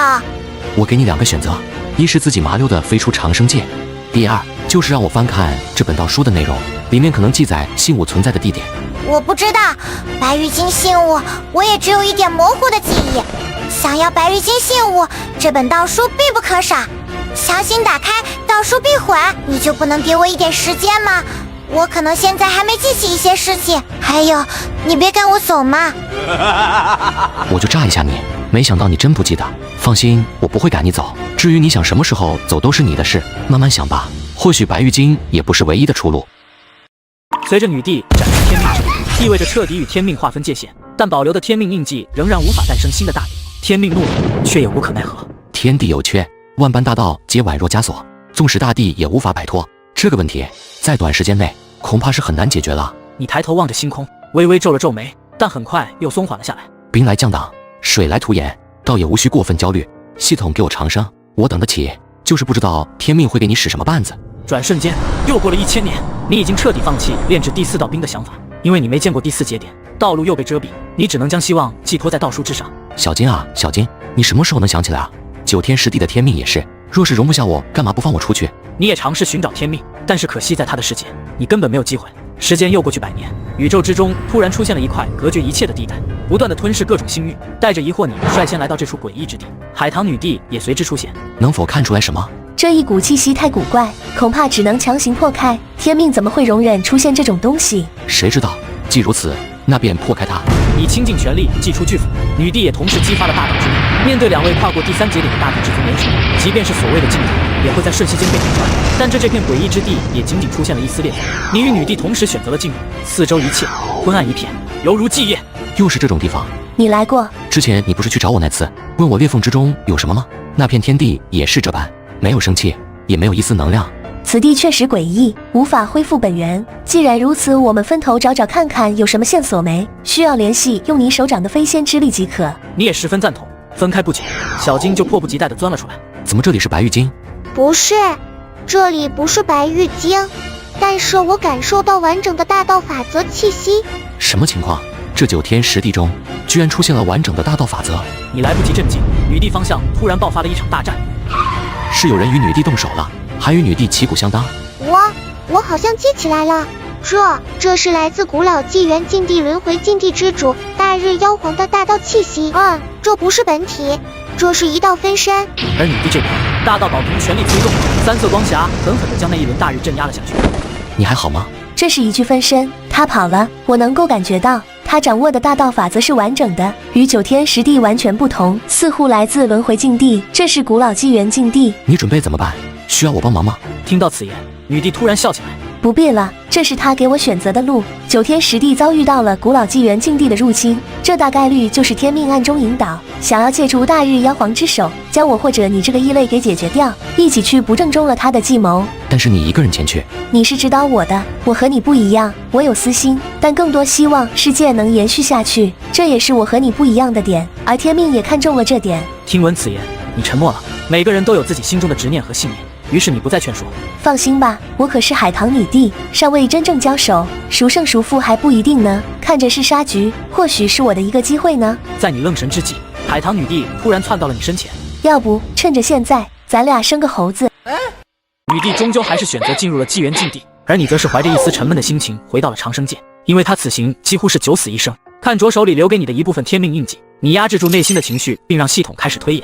与此同时，在短时间内，整个9天10地遭遇到了前所未有的变数，不少地方都受到了纪元禁地的一种古怪规则力量影响。有人一瞬间踏入准地，又转瞬间化作灰烬；有人获得至宝，转眼又被兵器反噬。灾厄还在扩散蔓延，而你也无可奈何。你就闹吧，我在禁地之中，而且有领域加持，你能奈我何？你面对9天10地的动静，并未贸然出手，而是继续领悟天命印记。你知道天命现在要女帝彻底死去，才会出手了结这一切，而他也是抓住女帝这一点进行操控。距离祸端出现正好到了第100年，天命悲悯，万道哭泣，而你心里也空落落的，仿佛失去了什么一般。你终于还是失败了吗？看着纪元禁地入口处的黑雾开始缓缓消失，你知道天命要开始对你下手了。你能抓住我什么？9天10地是你的世界，就算你全部毁灭，又与我何干？你手里的一小撮天命印记，这是女帝用性命掩护给你留下的。经过100年参悟，你对天命有了全新的认知。因为9天10地的天命残缺，为了修补自身，于是限制了大地的寿命，用他们极致的大道修补自身。而9天10地的各种禁地和碎片，其实最开始是一个完整的世界。因为一场惊天动地的变故，诡异的黑暗之力突然降临，完整的天地世界瞬间分崩离析，天命也因此被撕裂成无数碎片。其中一个强大的碎片不断吞噬其他碎片，最终形成了9天10地的天命。同时，他给每一个正道大帝指引去攻打禁区，就是为了收服剩余碎片，补全自身。每一个大帝都能获得不死药的信息，也是天命放出。但也有一些天资卓越的大帝超脱了他的掌控，进入了各种古老的纪元禁地。但这些逃脱出去的大帝都生死未知。而现在的你，通过女帝赠予的天命印记，已然绝对掌控了一道天命。想到这里，你取出禁地中获取的青铜权杖，将它与新诞生的天命开始融合。仅仅一瞬间，天命印记就将青铜权杖完全吞噬。天命印记就是9天10地天命想要收割的产物，放在大地身上滋养，其实也就是天命将自身分割出了一小部分。但如果我自己养一个天命去对抗天命呢？你终于找到了打破世界限制的办法，这是你穿越数十万年以来最为高兴的时刻。时光匆匆，在女帝陨落之后，主天命便匆匆隔绝了纪元禁地，9天10地又恢复了正常。你无暇顾及其他，不断在各个禁区之中拜访，或明抢，或换取，尽一切手段去悄无声息提升手上的天命强度。而天命似乎察觉到了什么，仅仅300年就让万道复苏了。新一轮正道开始了。女帝陨落后的第1000年，终于诞生了一位新帝，这是一位来自血纹族的大帝，极其嗜杀，以杀戮为道。正道之后，激进疯狂地吞噬各种生灵。你并没有打算理会这个工具大帝，而最终，当他准备吞噬女帝一族的时候，你还是出手了。你知道这是天命的指引，故意引你出来。你终于出来了，一位无敌者的血肉，不知道能有多美味啊！我仅仅1000年就成就大帝，你们这些老鼠根本不知道我有多强。看着这位天命速成的大帝，你内心生出一抹鄙夷。就在要动手的时候，熟悉的气息出现了。长生，好久不见。在海棠花之中，女帝风华绝代的身影缓缓从中踏出。女帝回来了，而且变得更强了。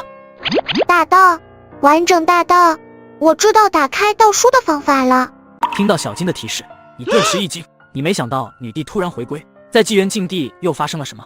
来不及细问，重新回归的女帝气势远超以往。伤我族人，涂炭生灵，纵使当是大帝，亦当诛。他甚至未曾多看那挣扎咆哮的血纹大帝一眼，只是纤纤玉手轻抬，对着其所在的方向虚虚一按，一股无上伟力瞬间碾压了他所在的整片虚空。不，吾乃当世大帝，承载天命，你已陨落，为何归来？天命助我！他疯狂燃烧地血，引动体内的天命印记。9天之上，冥冥中的天命意志似乎也被彻底激怒，感受到了巨大的威胁，竟然主动加持血纹大帝。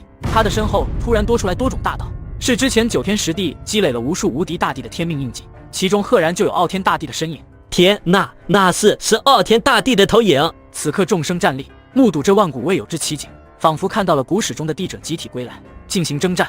9天10地内的生灵无不满脸骇然之色。被天命认可的海棠女帝，如今又为何会被天命针对？这些投影全是之前逝去的大帝。面对这集合了无数古之大帝道痕的惊天一击，海棠女帝面色依旧平静，那按下的玉手甚至没有丝毫停止。你看着她身上流转的大道，冥冥之中突然有了一种明悟。她果然找到了完整无缺的大道。不过，天命通过历代大帝积累了无数岁月的无敌大道，显然也并不是那么好应对的。无数的万古大帝投影叠加之下，女帝渐渐落入了下风。结，海棠女帝，赶紧投降吧！我有天命相助，你凭什么赢我？给我葬送吧！纵使女帝跨入了第4节，依旧不是天命对手。你赶紧来到她身后，轻轻扶住了她。没事吧？没想到天命竟有如此手段，哪怕跨入第4节点，也难以正面抗衡。或许还有一种方法，你能将你的大道借我观摩一二吗？这难道你是打算现在悟道？怎么可能？时间太短了。相信我，冰道领域开。你展开了独属于你的冰道领域，暂时将天命附身的血纹大帝隔绝在外。这怕是撑不了多久，拿去吧。你触摸女帝大道的一瞬间，用时间潮汐之力加速了整个空间。女帝踏入第4节点的经验尽数被你吸收应用，天命的攻击在继续，结界领域在崩塌。女帝看了你一眼，毅然决然地选择冲了出去，再次与血纹大帝战斗在了一起。但此时的你也无暇顾及其他，专心致志地融合你的第4道兵。为了提升效率，你选择将你之前修炼的5行生息之法融铸为新的道兵。而另外一边，天命一边猛烈地攻击领域，一边与女帝缠斗，但女帝的状态并不乐观，地区已经接近崩溃。放弃吧，我并不惧怕第4节点大帝。你休想，我再次回来就是为了阻止你，你这个骗子，以我们这些大帝为养分。天命怒了，再次动用大力朝着女帝攻击，烟雾散去，你的身影出现在他眼前。你突破了，不愧是我看中的男人，就是快啊！你歇歇去吧，这里交给我。说什么大话呢？才踏入第4节点也敢猖狂？既然你好出头，那就给我跌下去吧。面对无数无敌大帝的攻击，你体内爆发出与天命同类型的气息。9天10地的天命显然被打了个措手不及，血纹大帝身后的虚影竟被吞噬大半。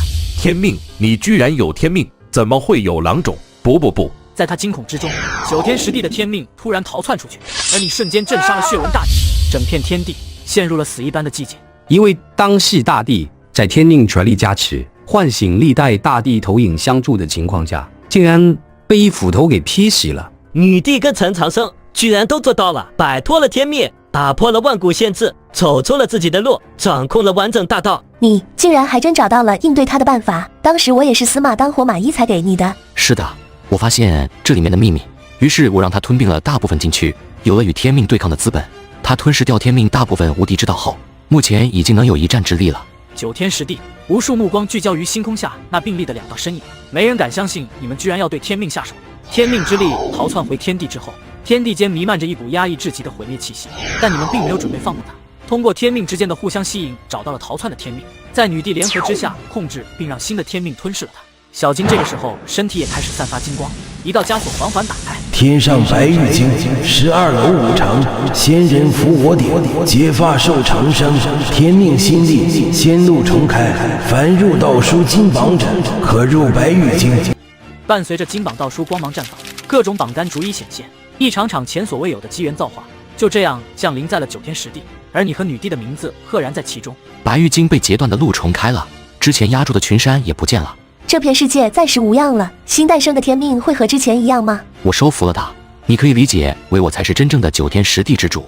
恭喜你了，下一步你准备怎么办？走吧，我们去看看这白玉京是什么吧。